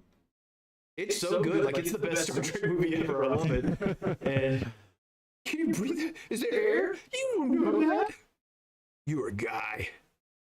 Aaron said I've been writing a list for years. Hello Field said Clues is probably his wife's most watched. I didn't see that in theaters, but I heard, like, now I've seen it on TV at first, and then I bought it digitally. Is that those multiple endings? They just played a different one at different theaters. So, like, you'd go in and be like, yeah, did they really? Yeah. And then I think they released it later with all the endings and the true. Yeah, that's ending. The only way I've seen it. Yeah, because we used to watch it on Comedy Central when it come hilarious. Who else is in here? Let's see. Corey said disappointed no one's mentioned Grandma's Boy. That is probably our most quoted movie. Yeah, ahead of High Fidelity, ahead of Superbad. Just from the start, Mark, stop hitting me! Like, it's like Tyson fought an infant. It never stops. Like, I was watching that one night trying to text you guys quotes, and I ran like I couldn't keep up. Aaron said Waterboy. I've watched that about 100 times. So that was one of my workout movies. Waterboy takes place in Louisiana. So last year I tried out for a job where I'd travel all over the country for my current job, my current company. And when they acquire when they buy out companies and acquire them, I'd go and help convert them to our systems, which is great because, again, I love meeting new people. I love talking to people. I love traveling. So I went to Lafayette, Louisiana, and I was there about 4 hours before I text Scoot and Bear and I said Waterboy was a documentary. Giallo. There's a guy came in, he's like, I'm here to watch it. I was like, whoa. And the guy's like, a local dude was like, I got it, man. I was like, thank you, because I don't know what he said. That was not English. And it was great. I mean, I saw alligators while I was out running. Kathy Bates was, we didn't buy another day. Blake Clark. Yeah. Great actor. Misty said Jim is even watching now, so say hi to brother-in-law. Yeah. Hey, brother-in-law. He's the manliest of us all. Manly brother-in-law. Sorry, I gotta check tracking on something real quick. You're good. The thing said it was delivered, and then I'll hold down the talking in the chat. Maybe it was a little. We got about 30 minutes to where I'd usually sign off, but don't think I'm gonna be done in 30 minutes. As fast as I am moving, and I am moving pretty quick. I don't think I'm going to be done, but if you guys are down, I'll just keep drawing. So I won't go too much over. Usually we try to keep these at 2 hours, I won't go too far over because I know you guys got probably better things to do than hang out with us tonight. But I do want to at least get into the hair because I was going to ink her hair in red. Yeah, I'm here until I die of hunger. Yeah, so I cooked dinner for me and Brad, like like he's my husband, and bro, I travel out here. And we both decided not to eat until afterwards because I had a big salad for lunch, so I wasn't super hungry. But I went ahead and started cooking just in case he was when he got here. Aaron said, I'm thinking I've watched most of Adam Sandler's movies over 10 times. I absolutely love, box.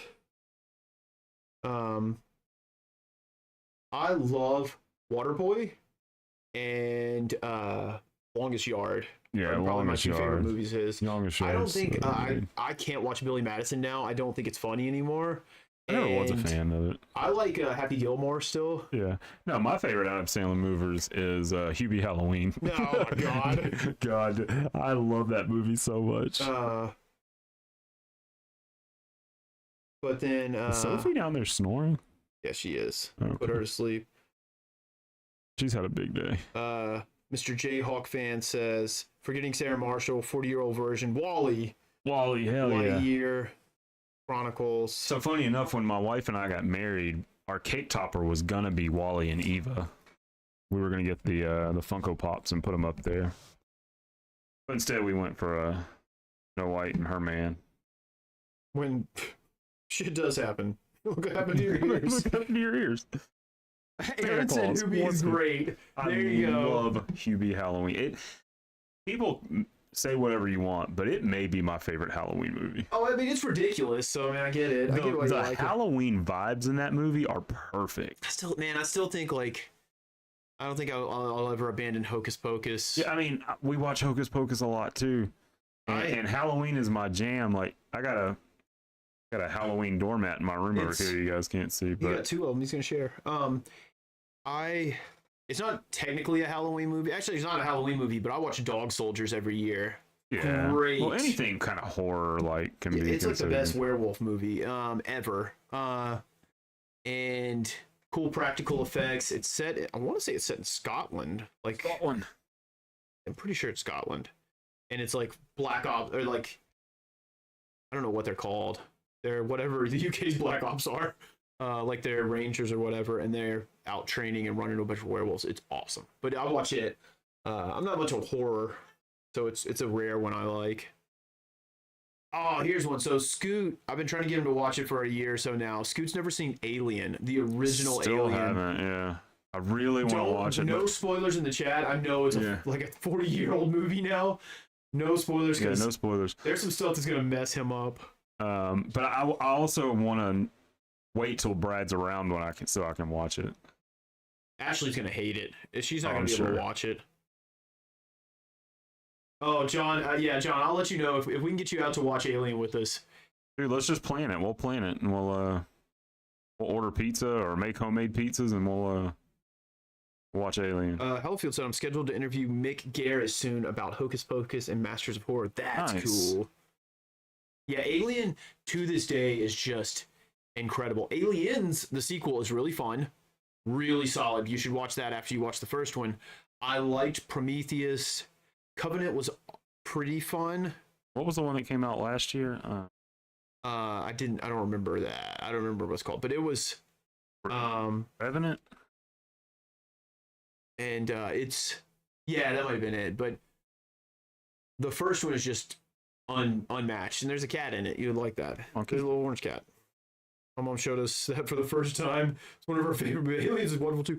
I think Aliens, what was good is they didn't try to replicate it. The Aliens, like Alien is sci-fi horror. Aliens is action sci-fi. And that's fine because it was fun. I mean, it still had some horror elements, but it was definitely, I mean, there's turrets and tons of aliens getting shot and stuff. It's really fun. The xenomorphs getting blasted. Really, really fun. And the express elevator to hell going straight down. Oh, he said Alien Romulus was a fucking great movie. Cool. Yeah, I heard it was good. definitely a different movie, and that's fine. Yeah, that's what I think. We were having, was it us? We were having this discussion where I was talking about people should do stuff in universes rather than try to remake stuff. Because I'm cool, like you, I know people are like remakes and sequels are bad. Now I'm fine with sequels. And the example I used was I've never watched them, but I like the idea of the Creed movies because there were, 5 Rocky movies? You don't need to, let's not remake Rocky. I don't want to see Rocky Balboa's story again. So they took some characters and developed a new piece of the universe, and that's super fun. It's where I think they went wrong. Even though, again, I did not watch the live action Avatar: The Last Airbender series on Netflix. Why would you try to remake that? In my opinion, the cartoon was incredible. The cartoon was perfect. Why would you want to remake that? If someone came to me and said, Brad, I want you to make something I want you to make an Avatar. Cool. Can I make something in the Avatar universe like they did with Korra or some of the comics? Or some of the books they do a lot of the books in different parts. And you have so many avatars you could use, or it's a cool magic system. Tell a story without an avatar. And that to me would be way more fun. They could even done a cool anthology series about different benders throughout time, and it would have been really fun. But instead they tried to remake it. So the problem is, as soon as you remake something, you're being compared to the original. And rarely is the original better. Very rarely. That would be a good question. For the chat, what original or remake do you think was better than the original? I would wager Longest Yard. I like Adam Sandler's better than Burt Reynolds. But most things aren't like that. So instead of that, why try to make a frame-for-frame reproduction? And in fact, I think it's something they were doing good with the Cowboy Bebop live-action series, but they fumbled it hard, because I liked that they weren't necessarily doing a frame-for-frame reproduction or a beat-for-beat reproduction of the cartoon. They were kind of making it their own thing. They just kind of, they lost us with Vicious is where they lost us, because Vicious sucked in that show. That's unfortunate. He was, dude, we don't have to get into all of it, but Vicious in the cartoon where he's like this ethereal archetypal bad guy. I mean, you're in space and everybody's carrying guns and you have a sword and a giant vulture with 3 eyes. Like, dude was overly creepy. And then Julia in it was this like femme fatale who you didn't really see till the end. You saw in flashbacks and these hints of what happened between her and Spike. And then in the show, they show her immediately and Vicious is with her. And Vicious is just like this whiny little like rich brat. And Julia's like a damsel in distress and whiny and crying. You're like, this is the person Spike fell for and then tried to kill. She tried to kill him, or Fake's trying to kill him, and she eventually died, and he took down an entire syndicate. And dude, it was one of those where anytime they switched to Vicious, just like, ugh. Like if this was original, it's like getting up for a bathroom break during commercials on original like appointment TV. I was like, oh, Vicious is on, I'll go take a piss. Like, oh, that's sad. But I liked how the 3 main cast members were portrayed. It wasn't perfect, but I think if they had just set them up and then maybe teased Vicious well at the end, we could have done better. But again, if you want to make a Cowboy Bebop's a cool universe, there's obviously other bounty hunters. Tell stories without them, and then have Jet cameo or something. Have the Bebop fly in the background, and that's something like I think something Skeleton Crew recently excelled at. Without spoilers, who liked Skeleton Crew? Because if you didn't, I mean, how many of us thought that Hondo was going to show up, or some pirate, was going to show up in that show, and it didn't. Instead, they took the Star Wars universe and told a story in this little slice of it, and it was so much fun. I mean, you could have, I would be interested to hear people's opinion, but I had an incredible time watching that show because there was no baggage. There was no, I have to worry about a Skywalker. There was disconnected from the Mando universe. Mm-hmm. So as much as I love the Mandalorian, it wasn't like, oh, well, I wonder if Din Djarin's going to show up or what's Grogu going to do this. No, it was these kids and it was their story and Jude Law crushing it. They didn't have to rely on. Yeah, it was great. Legacy.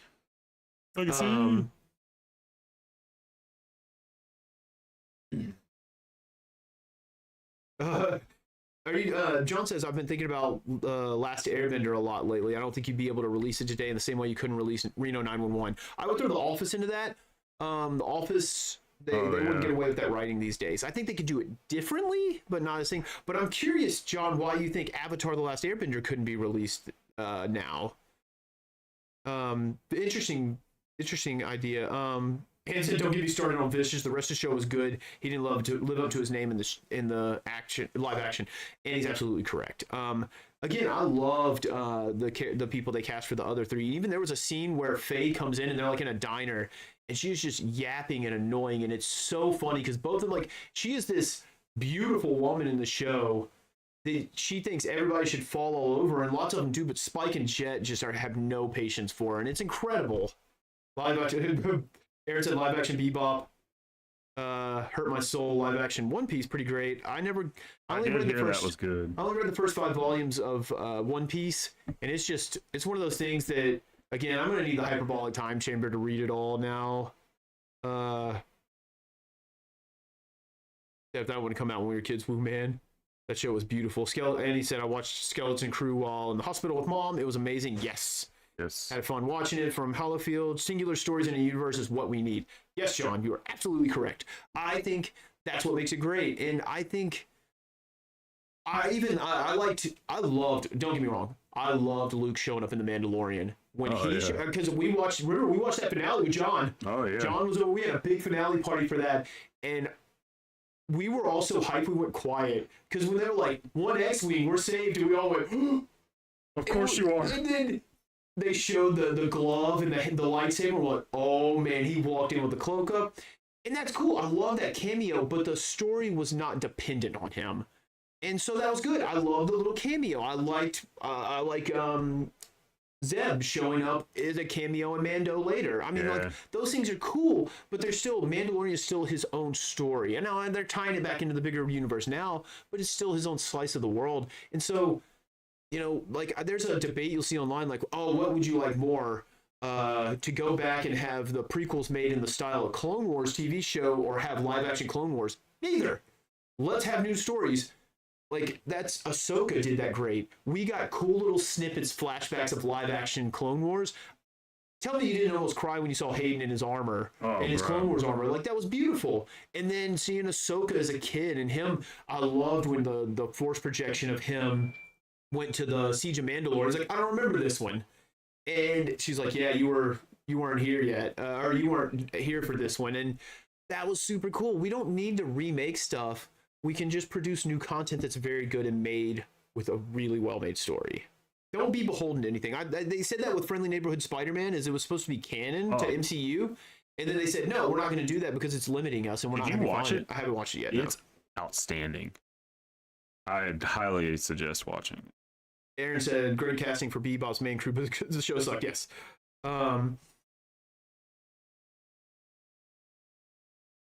He said, I think it's powerful female characters, character development, empathy would be interpreted different nowadays. I don't think you're incorrect about that. I think that's a good observation.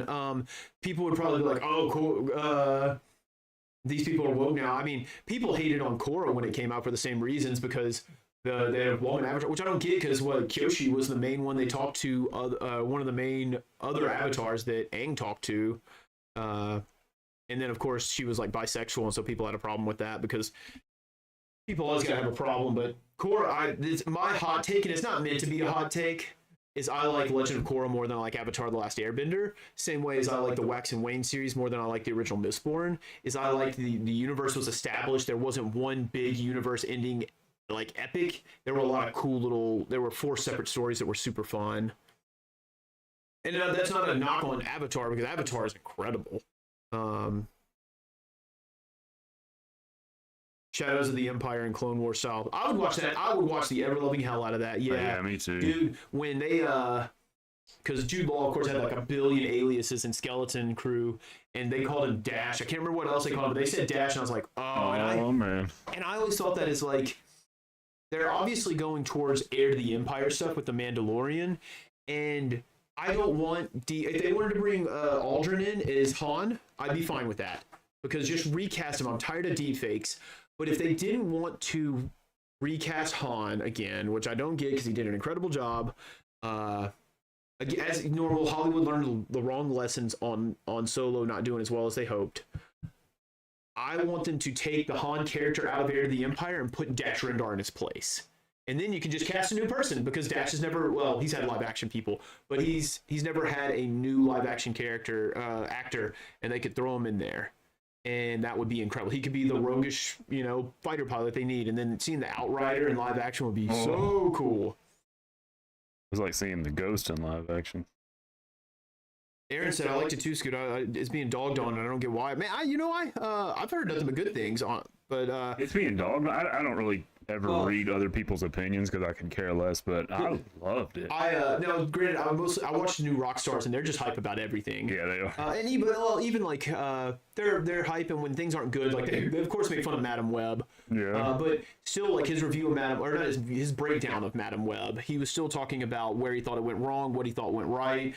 Did the same thing with the Acolyte, which I was not a big fan of. For story writing reasons, the characters were great. The actors. If the actors were incredible, that show should win for design, for like set design and costume design. It should win something, but I wasn't a big fan. But they still talked about it respectively, which I think is again something we can do. We can talk about stuff to as fans and be respectful. I do trivia at High Point, the gym my friend runs, because I'm the nerdiest person he knows. Like. He gives me a topic and I research it if I need to. Sometimes I already know it, but I do fact check myself, by the way. If you don't know this, not Trivial Pursuit, Jeopardy.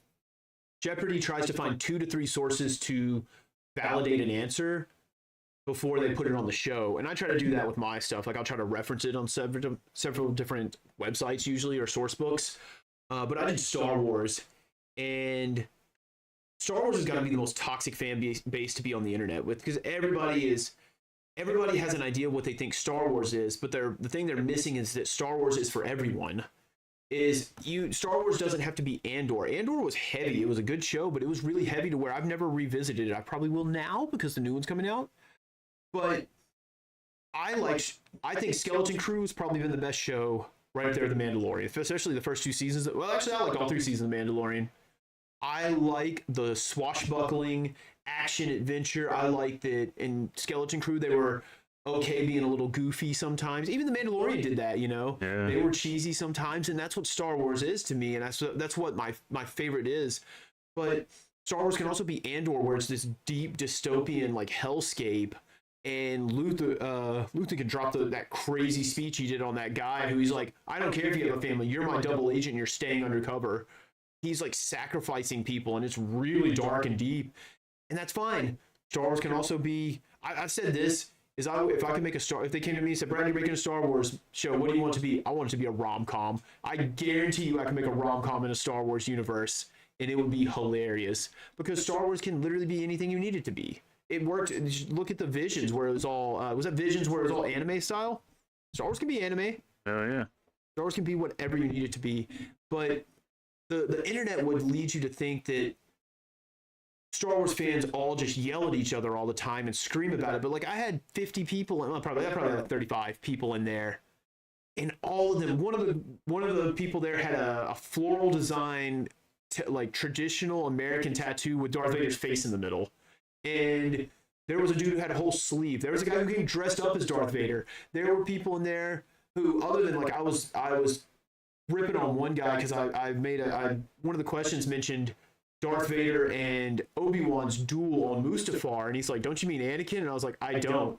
He'd already fallen to the dark side. And so the next time it came up, I was like, so when Darth Vader was dueling Obi-Wan on Mustafar, don't say anything or I'm not going to point. Like, so we messed with each other, but afterwards, the team that won was like 4 of the biggest nerds I ever met. And they came over and we talked Star Wars for another hour, and we were just having a blast. And that's what it is. It's like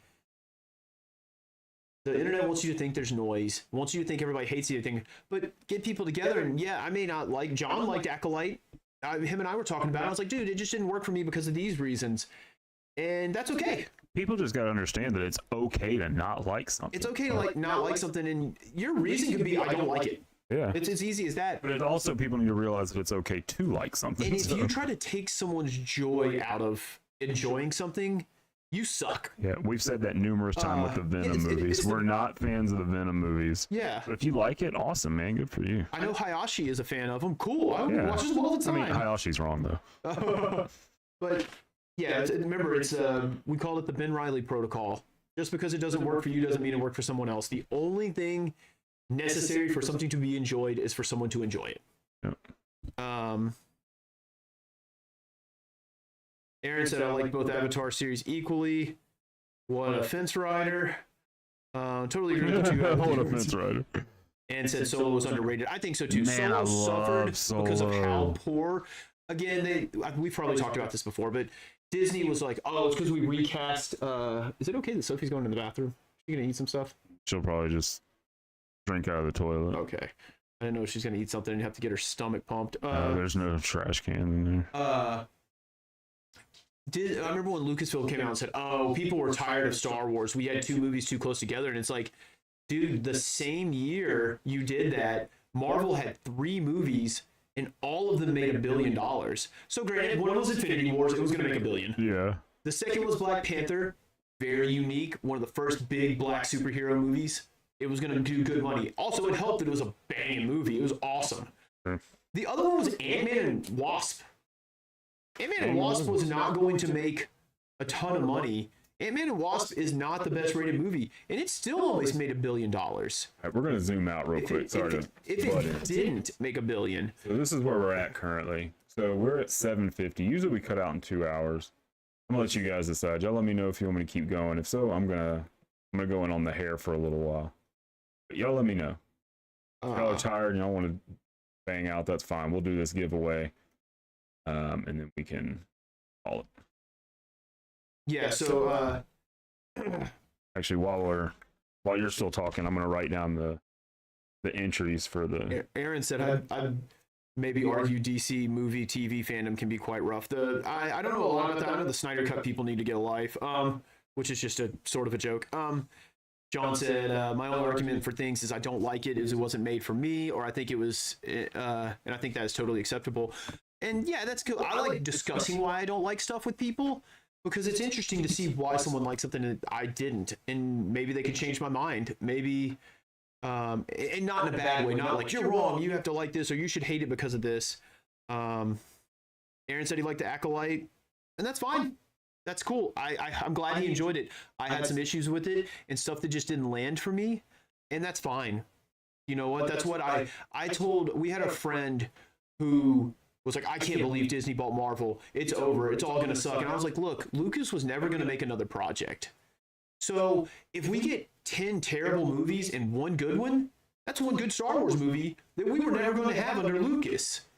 And so, like, I can still watch The Force Awakens to this day and love it. I watch Solo all the time. I think Rogue One's one of the best Star Wars movies ever. And you know what? I didn't like The Acolyte. Obi-Wan had some problems. But I watched The Mandalorian. I'm only like 7th watch through of that. It's my background noise show now. I love Skeleton Crew. I watched every one of those episodes at least 3 times already because I just watched them as they came back through. Great stuff. So, I mean, I'm disappointed when something doesn't live up to my standards, but all I have to do is go back and watch something else. There's always enough good content. Hannah said one of her friends tells her kids don't yuck someone else's yum. Just fine. Yeah. Mr. Jayhawk said keep working, don't stop. Hey. Tinkerbun said go watch as long as you're going. You guys are the best. So I'll say this right now. How many people are in this stream?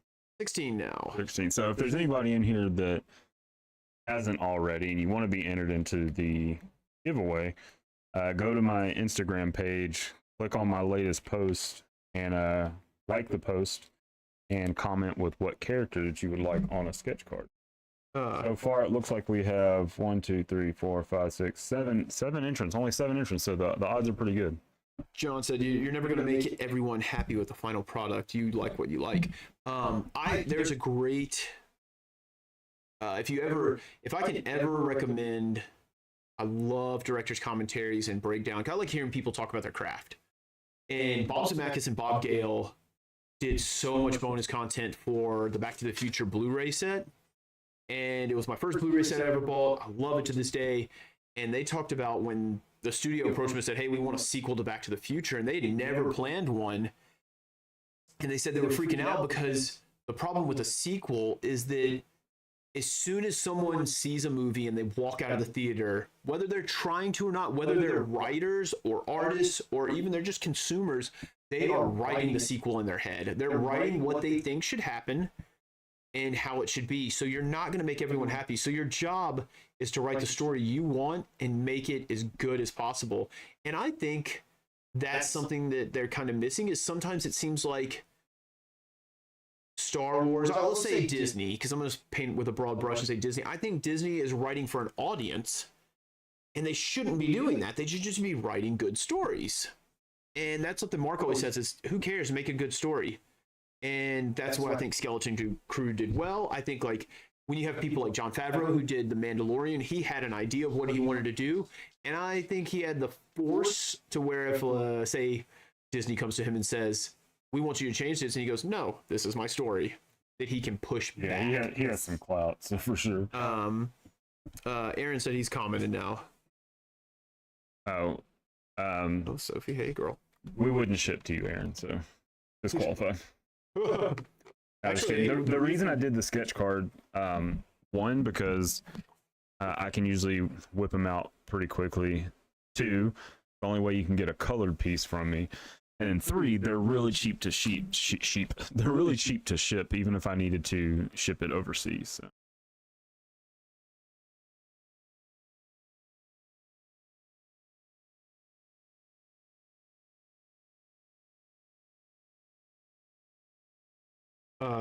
Yeah, I mean, I ship postcards. Yeah.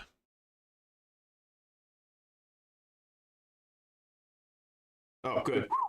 So I bought, for my Canadian friends, I bought the 20th anniversary box set of Scott Pilgrim comics. It comes in a cool box. If you haven't seen it, look it up. It looks like the PlayStation 1 box, like the original PlayStation 1 box. And it's got a bunch of new artwork from Brian Lee O'Malley, an international treasure. And they come in nice hardcovers. And I've got that in 3 different forms already. And so when it released, it was like $250. And man, there's just no way I could justify that. I've got them, I can read them in several different forms. I actually got them all on my Kindle, and I've got the original black and whites that were released. I got the big omnibuses that were released in color. But Amazon recently put it on a steep deal where it was $120, and so I bought that. And I obviously I came out. It was in Nashville when I looked at 4 o'clock, and by the time I got out to Scoots, it said it had been delivered. And so I started to panic. I started to panic. I said, "Shit, I gotta run home. It's gonna storm."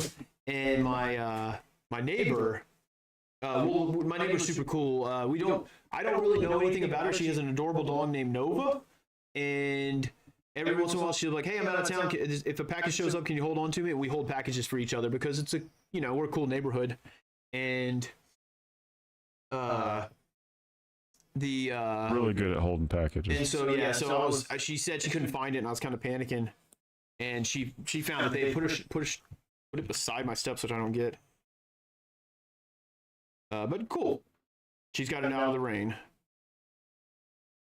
Misty said she just watched The Mandalorian this week. I'm trying to keep up with her through text. Nice. Misty's a nerd. She just doesn't know that. If we get back to doing this regularly, we'll have her on. So, yes, when we had Scoot and I, I guess in 2022, into 2023, when Scoot and I were getting, dude, when we were revving up, we were about to hit big time. We were about to stream every week. Or I think we were doing it bi-weekly at least. Yeah, that's why the stream's called the Mostly Weekly. Yeah, it's Mostly Weekly BS. Now it's just whenever we want to. We were planning streams months in advance. We had a list of stuff to go through, and one of them is if our sister Misty was ever down here, we would get her on the stream. One, so she can talk and you guys could see her because it's fun to have our family on, but also because I made a thing called the Horse Sister Quiz. Because Misty, other than watching MCU and maybe stuff she's absorbed through like cultural zeitgeist osmosis or something, she isn't a comic fan. So I have this very basic quiz, and it's not, what's the point of it is not to insult her intelligence on comics. It's actually to see kind of what permeates pop culture. What does she know? Does she know these facts about these characters that seem so common to us? It's something I struggle with a lot with trivia, because I have to find an even ground of hard and entry level, because I've learned that people, I do these questions and they all seem easy to me, and I know that all of you would ace them, but people don't get it because it's a different level. But I made this quiz because, one, it's going to be funny to ask her, because just to see what she knows, and also to watch the chat lose their mind if she can't answer these questions. People are just going to be screaming like, that's what I wanted. She won't be able to see the chat, and I want everybody to shout the answers as fast as possible. I think it's going to be a great stream when we do it. It's going to be hilarious. So you guys hold us to streaming regularly. Aaron said, in my honest opinion, yeah, people are spoiled. If these companies stop making movies and shows, the same people would complain. Just watch what you want to watch, man. Don't dog on people. Yeah, I think you're right. I think like that's the people who've been really ripping on Brave New World. Was it a perfect movie? No, it was. I mean, I think the best description I've heard is it was Iron Man 2, where it had a bunch of subplots that clearly weren't completely visualized. But I still had fun. I went and watched it. I was having a blast. The final battle's super fun, and people are just, they've eaten too well for too long, and they don't remember what it's like to be poor. Do you remember what it was like when we had Daredevil movies? Yeah. And now, you know, I kind of stay out of the discourse, but I'm sure there are people like ripping on the new Daredevil series, and I'm like, man, it could be worse. It could be worse. We could go back. And so, yeah, I don't know. John said cultural zeitgeist osmosis is the only reason I know anything about Doctor Who. Yeah, absolutely. I know that there's a blue phone booth. Yeah, it's a police box. Okay, there you go. So I'm open up that. He has a sonic screwdriver or something like that too. I know the Purple Man was one of the doctors. The Purple Man from Marvel Comics? Yeah, he played Kilgrave in Jessica Jones. Oh. Somebody's going to scream his name. I just can't remember it right now. He wore a Fratelli shirt too. These are terrible descriptors. This is like playing Guess Who, and I'm not giving you anything. David Tennant. Hallowfield said, I had fun with Joker 2. I always have to defend it with friends. Not as a Joker film, but it is a good movie. I recently heard somebody break down the Joker 2. Funny enough, a Canadian, Brendan Storr, who hosts Ghost Story Guys. He does a great podcast. If any of you writers out there, people, there's a podcast called Fear Daily, and it's a daily story, Monday through Friday, where they're about 10 minutes or so, and they're written like they're an old message board. Like if you were too young for this, if you're not born in the 80s like we were, message boards used to be you log on and you'd upload your story and just leave. Like the internet was not a permanent thing, so it was these not even an RSS feed. They call them bulletin boards, but it was basically just posting, and you would leave, and people would go and they'd read stories, and it's all these horror stories that were left on this forgotten message board, and they're super good. But Brendan Storr was talking about Joker 2, and he described it as pointing out to all the people who related to the Joker in the first movie, who thought he was this great anti-hero, you know, edgelord kind of thing. And he said it was basically telling them they were all wrong to hero worship him, and they didn't take it well. Haven't seen either movie, so I can't comment, but he did a really good breakdown on it. Yeah, I only saw the first one. I didn't care too much for it, but wasn't Lady Gaga in the new one? Yeah, she was. I'm not funny random fact about Lady Gaga that I've found out the other day. She used to be in a Led Zeppelin cover band, and so I went and I had to find this, and there's not really any. I didn't dig too deep, but I found an interview where she was on Howard Stern, and he goes, I heard you were in a Led Zeppelin cover band, and she said, yeah, and she started singing Black Dog. He sounded just like Robert Plant. Whoa. It was frightening. That's my favorite and only song I like by them. Yeah, it was. That's a joke. I was like, never dive deep into I was like, holy crap, she sounds just like him. Misty. So Misty said she loves the idea of the comic quiz, and she said she'll return the favor and ask horse questions. Oh, goodness. That would be hilarious. Because then the chat wouldn't know anything about that. Until Lord Stephen Regal Aaron comes in and starts doing all this fancy horse knowledge.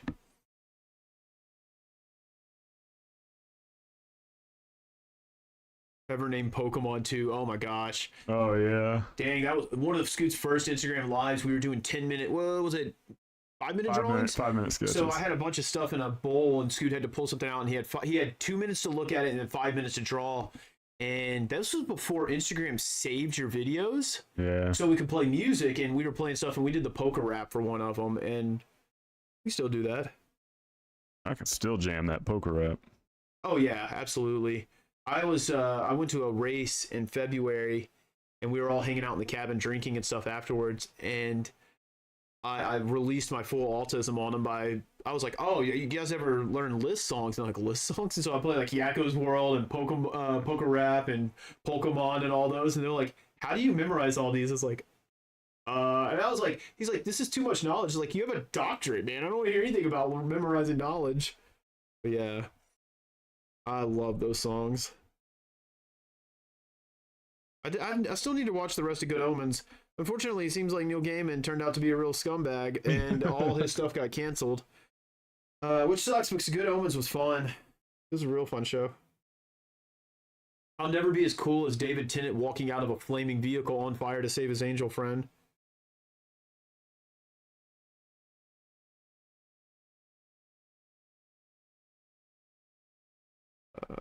Any artists in the chat? You guys like drawing hair? Nobody like art. We're just here to watch you draw. Nobody likes art. They're here to hear you talk. I don't like sports. No one did. Capaldi was OG Loki in the series. That was something. I was not a fan of Loki season 1. I actually enjoyed Loki season 2. I was sick. Oh, no. I wasn't sick. It was after my big race, and I had to take 2 weeks off, and so I just had all this time. And I liked it, but OG Loki was incredible in the first season. Nothing against him. Oh, and said that, first of all, Aaron said Good Omens is ending with one 90-minute episode. That's cool. And Ann said Gaiman will get no royalties from the final season. Terry Pratchett's estate will get it all, which is cool because Terry Pratchett seems to be a pretty cool baller. I've got the first book in his Discworld series, and I think I gotta give it another go. I kind of was into it and then not. But I know when he was knighted or something, he made his own sword and all this crazy stuff, which is very cool. He seemed like a character, but my kind of character. I've got to watch the second season of Good Omens too, but I like that. After watching Sherlock, I think I watched it last year. No, I started watching it in 2023. And I still watch A Study in Pink every once in a while. Like, that's a movie, and it's incredible. Martin Freeman and Benedict Cumberbatch are absolutely incredible in it. And I love that. I was always afraid it was just going to be Sherlock Holmes in modern times, but they really evolved the characters and let them be unique to the series, but in still staying true to their characters, which I thought was really fun. Dang, Ann said second season of Good Omens is even better than the first. I loved that too. I don't even know what Good Omens is.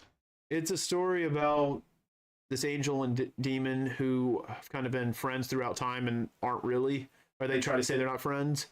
And I think they're trying to stop the apocalypse from coming, but I can't remember. I need to rewatch it.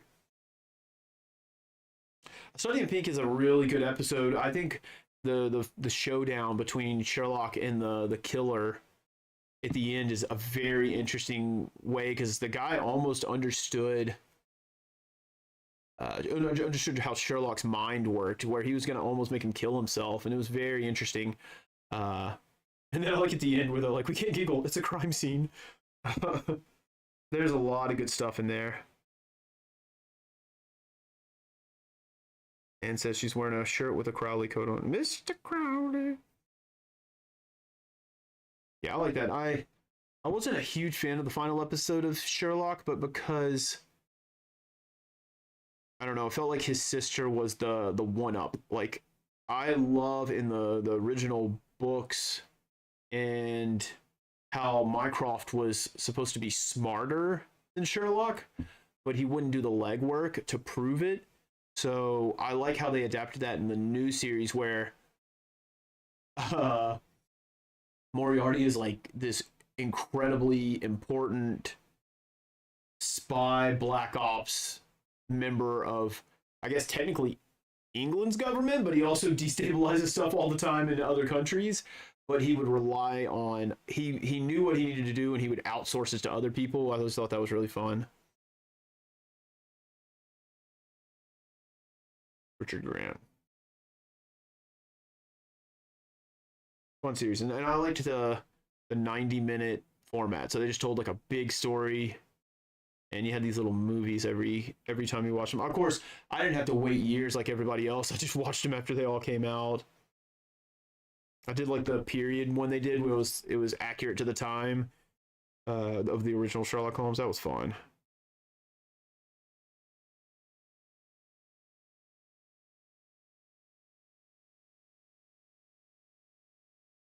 If you like Sherlock, I'd recommend SAS Rogue Heroes. I don't know what that is, but I'll look into it.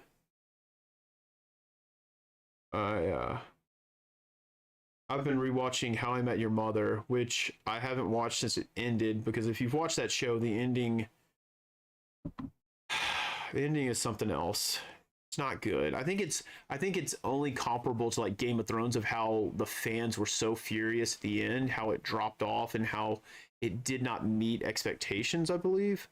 But going back through, that show is just so incredibly well written from like a narrative standpoint, how it's rarely a linear story and how they juggle multiple storylines and how they effectively use future Ted, as an unreliable narrator. And so they get to play with so much stuff. And now not every episode is incredible, but just the timing, the hilarity of it, it's just so good. And I know the ending's coming. Funny enough is I'm in season 5 and I stopped on an episode called Bad News, and it's the one where Marshall, his character, or his dad dies in it. And it's a rough episode, and I'm fairly good about my dad these days, you know, like if you've ever lost somebody like that, you know you'll always miss them to some degree. But I've only been home at night to watch it. It's not really something I want to go to bed to, so I'll get through it eventually, but that's just been my background noise recently. Rewatching that and Cowboy Bebop, obviously the original. There's a series called Strike, another good detective series. Okay. Right now, I think Daredevil Born Again's got my attention for new stuff. We had a little party to watch the first two and took 3 hours for pizza to get to us. That was nuts. I called them twice. It was still good. Yeah.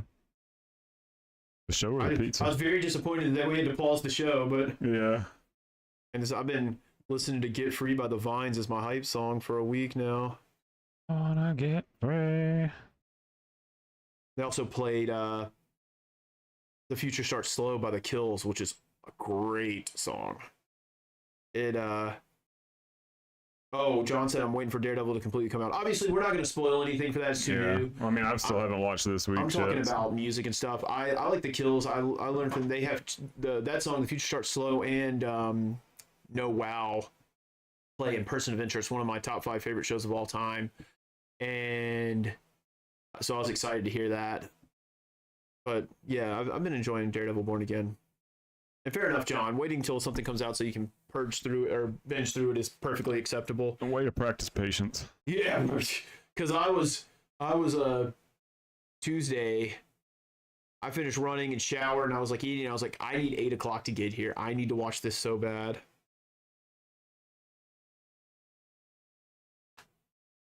Phil said I couldn't finish the first episode of Daredevil. Directing is so wonky in the first 15 minutes that I'll have to reset it before watching it.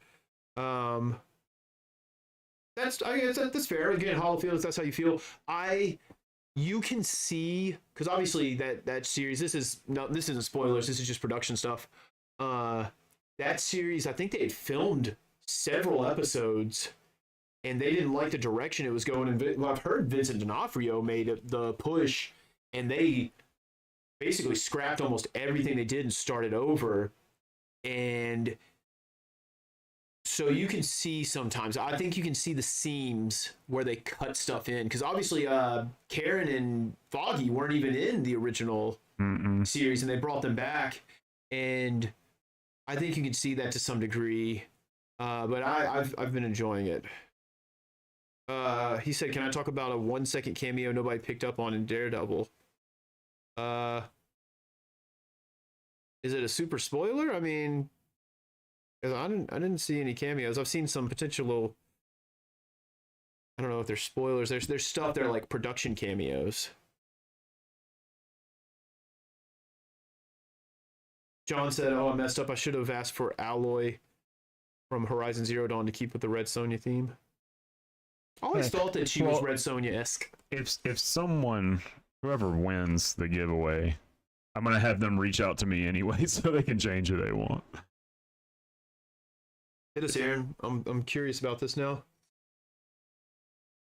He's like, is it a minor cameo and just ruins the whole show for everybody? I just like Charlie Cox's handsome ass being back on TV. I'm always so weirded out when I see him in interviews and like, oh, you have eyesight. It's because he's not playing a blind guy. Oh, John Romita Jr. was in it for a second, he said. Really? What part? Because I need to go back and see that. I need to go see it. That's cool.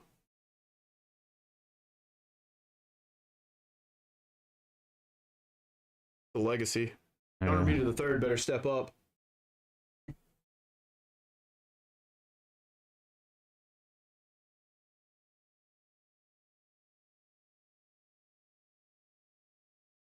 I think Nathan's confused. Nathan's in the chat? No. Oh. He said, is Daredevil season 3 good? I forgot to watch it and I literally just remembered. I think a lot of people are thinking it's just dropping all at once. So a lot of people at work were saying that too. Oh, how's Daredevil? It's like, pretty good. I can't wait for the next episode.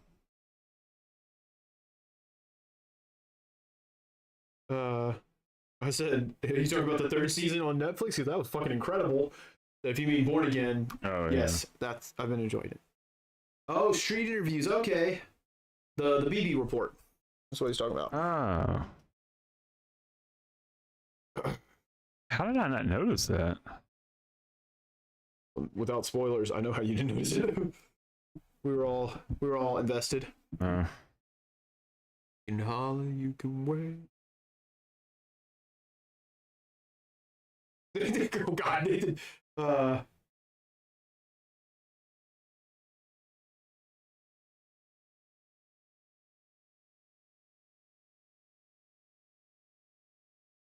That's the one, Nathan. What a casual. Noob. Yeah. Making good progress on this hair. Yeah. Love drawing some hair.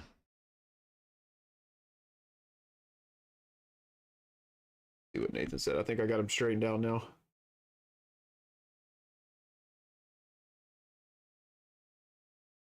What I'll probably do is I'll wrap the hair and then I'll go eat because I'm dying. Yeah, I'm getting close. I'm gonna wrap the hair and then I may ink her face real quick because it shouldn't be many lines. And then we'll get out of here. We'll draw a winner and then we'll get out of here. Oh yeah. Make everybody wait and then I draw a winner. Catch you next time. Smell you later. Gotta tune into the next one. Oh my God. It was super cash.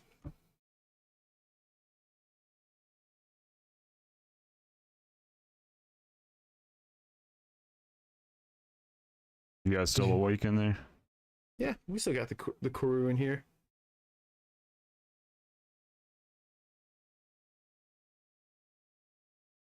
I knew this one would probably take me longer, but that's okay. I still wanted to do it. Better than doing our first one back and then the picking something that takes an hour and a half and then we're just fumbling.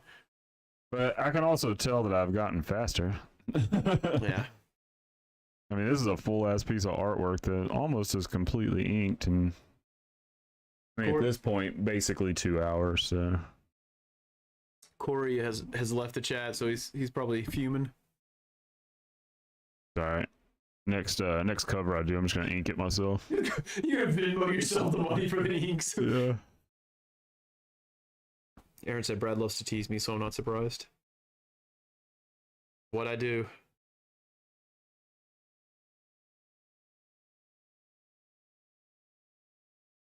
Yeah, I want to do some fun stuff with this. Like, I want to do some blood splatters, and so I may still off stream tonight keep playing with this. Well, who knows? Maybe be an after party on Instagram. Yeah, shoot. After we eat. After I eat, yeah. I was not hungry at 6, and I'm starving now. But at least I'm awake. Bruh, I thought I was going to be out. It's been a long couple of days. Absolutely has. Man, when Brad said it earlier, like, I've been cleaning all week. I took vacation. I've been on vacation this week. Aaron, he keeps saying I'm blue balls about visiting. I am saving PTO. Like, I have a couple of times where I was just going to take some longer stretches off. And I've just been nickel and dime and taking a day off here and there where I need it because I so want to come over. I've got to get my passport updated too. I'm going to ink her face real quick, so we're going to give this a... Oh, shit, I touched your... Huh? I didn't realize your laptop. So I left my MacBook at home. And you fucking noob. So I'm going to... This will be a last call for anybody that wants to go comment on the Instagram page to enter into the giveaway. Man, you need to put this up on Whatnot. Bet somebody would snatch it. Unless you're going to double frame it for yourself. I don't know. I thought about it, but I don't know. Somebody throws the right number at it. Yeah. We let some go because people threw numbers at you. Yeah. I do want to have a Whatnot stream soon. I love doing the Whatnot streams. I think I like doing... The Whatnot streams have gotten a lot of new people. Yeah. On my eyes on my work, and yeah, it actually did save me a couple times. There's nothing wrong with saying that. I mean, like, there's the not. point of doing this stuff is, I mean, you love it, but you want to make money. But I like doing these streams too because it's people don't have to come in here and feel like they have to buy something, you know. Yeah, we always tell people just come and hang out. We try to. And that's why we've tried on the Whatnot streams to make them more just like a hangout. Since Johnson here, Scoot, do you remember one day John and I were working together at Target back when we all worked there? John and I were on the same aisle, and you showed up to close, and you grabbed the walkie. You said, Echo 3 to Echo 7, John, buddy, you read me? And he was so excited. He couldn't even finish it. I was hoping that he would finish it, and he just couldn't. Dude, it was the funniest alley-oop fumble because he was so happy for the reference. And we were talking about... when we asked for ridiculous stuff for the walkie, like we asked for the bayonet for the Wii Zapper, or Call of Duty, or the Def Leppard drumstick. We were going through all those ridiculous things we asked for. The Mike Vick Pound Puppies was pretty brutal. Oh, yeah. Dude, it was crazy to think that Target was fun to work at one point. Target was fun. I think you could see like the creeping of late stage capitalism crushing hopes and dreams in it. And not to say it's the worst company ever, because there's definitely worse ones, but we still had fun. I think it's one of those things again where we made it fun. Yeah. Because I mean, there were plenty of people there who were not having a good time, but like I remember you and me setting the TV wall, and we'd have the wave out, and we're putting up TVs, and I would act like every TV was voice activated. I'd be like, Vizio 32-inch, turn on. Calibrate. Like, people are just like, looking are you at us serious? like we're dumb. And then like going overnight to set Christmas, like the seasonal holiday was always fun. They'd be like, Justin, you're really good at fluffing that tree, and then Juan would be like, oh, he is a good fluffer. Yeah, he is a good fluffer. That thing's so good.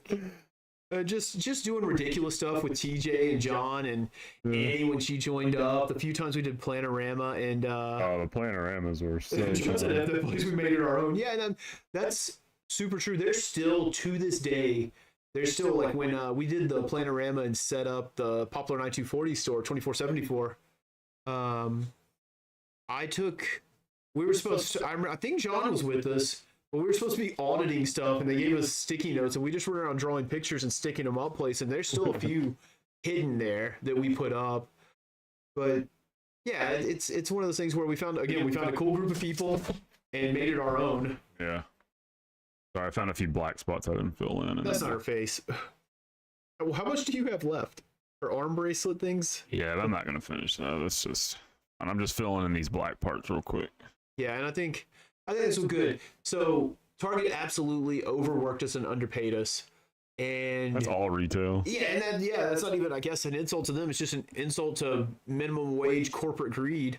But we absolutely, I try to think back and remember the fun stuff we did, and even like I was telling my friend, again, my friend was having a hard time, and I was like, look, dude, we see each other at least every Wednesday and Sunday for run group, and we see, that's people in our 30s. How many people in their 30s say they see their friends once a week or twice a week? And I talked about, our group where we met every Tuesday and eventually Wednesday, but every Wednesday and Friday, like 3 years. God, that's crazy. We would show up and play Rock Band, or we'd have Nerf Gun Wars, or everybody would bring their instruments over and we'd play, or go skateboard. We would make egg drop soup. We'd watch dumb movies. We'd play Street Fighter, and it was just a bunch of people hanging out, having a good time. And it was, I think it's a good how I see nostalgia is like I love that time. And I don't necessarily want to repeat it because we're different now and things are different. Times are different. But it's good to remember those and remember, like, man, we had a dope friend group. And I'm glad that I'm still friends with, almost everyone in that group still. I should have talked to TJ more than I ever have. It's through the internet, but I still talk to him. All right, so here's where we're at, guys.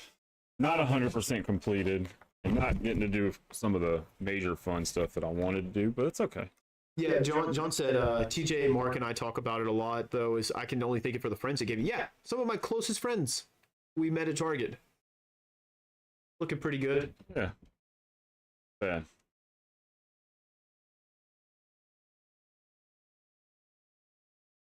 So, yeah. Here's where we sit, so. Damn, we're under a tornado warning, man. Are we really? Yeah. Oh, shit. All right, well, let's hurry up and, Hey, power didn't flicker. We didn't have any. Damn, here comes Corey. Okay, so here we are. John, next time we do a Star Wars theme one, we'll have you on. You can come and talk about it first and stuff. Let me check, make sure there's no other new comments or anything. Hey, good night. Just shut. And holler. Yeah. And then we'll get out of here. I have really enjoyed hanging out and talking to everybody again. Glad so many people showed up in the chat. You guys are awesome. Aaron said Brad's Cavs or Galactus. I'll draw Brad's Cavs right now for you. They're in even better shape than they used to be. So how are we gonna do this? Okay, we're just gonna tear sheets of paper. We're gonna do this old school. Make Aaron's as small as possible. 1, 2, 3, 4, 5, 6, 7, 8, 8. That's only what, and he said nobody asked if Dumbo was for sale. I was like, that's a whatnot. Yeah, that's a whatnot thing. We're gonna get a decoy one. Cliff's not in here. Cliff's the one that asked for Dumbo. We need to get a decoy one. When he says that, they're like, yeah, bid. You know, see the octopus behind me has a stormtrooper helmet on. I put that on yesterday, and Oliver was not a fan. He goes, ooh, scary. Ooh, scary. He also thought the plastic plant in the spare room was scary, which I didn't quite understand. But man, he doesn't like the Demogorgon. And we were afraid of Pink Panther growing up. So, but we were scared of Bear's Pink Panther doll and Alf. Yeah, Stitch. Stitch is great. Lilo and Stitch is such a good movie. My only complaint about that is they covered "Burning Love" at the end, and that's one of my favorite Elvis songs, and I don't think it needs to be covered.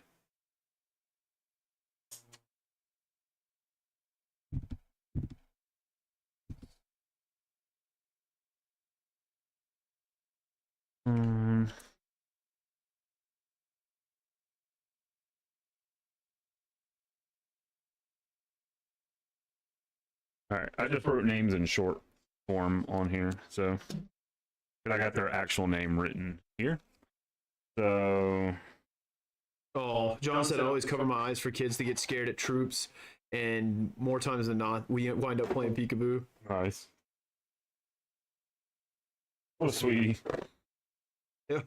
Anne said that Oliver said her friend Robin was scary as Harris and Dula. Oh, first of all, Annie, General Harris and Dula. Until the end, and then he blew her a Show kiss. the proper respect. Okay, we're gonna let Brad choose. All right, go ahead. Oh. What the hell name is that? What's it say? It's what is that? Turn it over. Oh. There's something else. Dude, why did you give it? Literally, show them. It's a blank sheet of fucking paper. Okay, maybe you got stuck to one. The person that won has no name. Okay, round 2. Good, that was a test for Brad. He's good at choosing. Damn, I got an eye appointment next month. All right. This fanbay? Oh yeah, fanboy. Okay, fanboy 1979. He was one of the people that commented on Instagram. So there we go. Suck at everybody else. Fanboy won. Suck at everybody else. All right. I'll reach out to that person. Just a tiny piece of paper one first. Rigged. All right. All right, cool. So we'll say some send offs. Thank you for everybody first for tuning in and hanging out. Thanks for Brad for talking to everybody while I'm sitting here drawing and inking a full piece. And thanks for anybody that entered that hung out to the end just in case they won. So, and for anybody new that didn't comment, next time we do it, comment, hang out with us, talk to us. We like to talk to new people and meet the people. So your opinions are just as valid as ours. Absolutely. So Ian Tisdale, crazy awesome. Was that you? Are you fanboy? Are you fanboy? 1979. Maybe. The suspense is killing us. Maybe. The suspense. Suspense. Dude, I was like, dude, we are still on the stream. I thought you were ripping them over there. Okay. So anyway, cool. Hopefully we will do this more regularly. Our schedules are both hectic. This worked out because I was on vacation this week. So I might continue working on this on Instagram Live tonight. It maybe. If not, I'll do it tomorrow. Maybe tomorrow. But subscribe to us now on YouTube. Go follow us on Whatnot. Go follow us on Instagram. All this stuff's in the oh, it's you. Cool. I'm glad you're here. Congrats. Awesome. Thanks. Thanks for entering, and I'll send you a DM on Instagram, and we'll work out all the nuances. Yeah. But yeah, follow us everywhere, and then we'll let you know when the next one's going to be. So it should be fun. Don't know if it's going to be Whatnot or here, but we'll make sure to try to make this a regular thing because this is super fun. So thanks again for hanging out. Last thing, when I put up the thanks for watching screen, you're in for a little treat. You guys know our friend Dwayne, aka King Duppy, aka I am Ase, makes fresh fat beats, and he actually had me play guitar on one of his albums that he did over a year ago now. Yeah. The song's called In Calamity's Wake. So dang it, I guess hang out. I'll hype it up. I wrote the script for it. Yeah, Brad, go. It's the third in the series of the Raymond Wayne. Yeah, it's the Legend of Raymond Wayne. It's the third album. Go listen to the album. Brad wrote the storyline for it. Dwayne did all the mixing and all the beats, and on this song I played guitar. So listen to it. I'll keep the stream up until that is over with, and then other than that, we'll catch you guys next time. Hope you had fun. We'll see you wherever we see you next. Holla. Throw it up.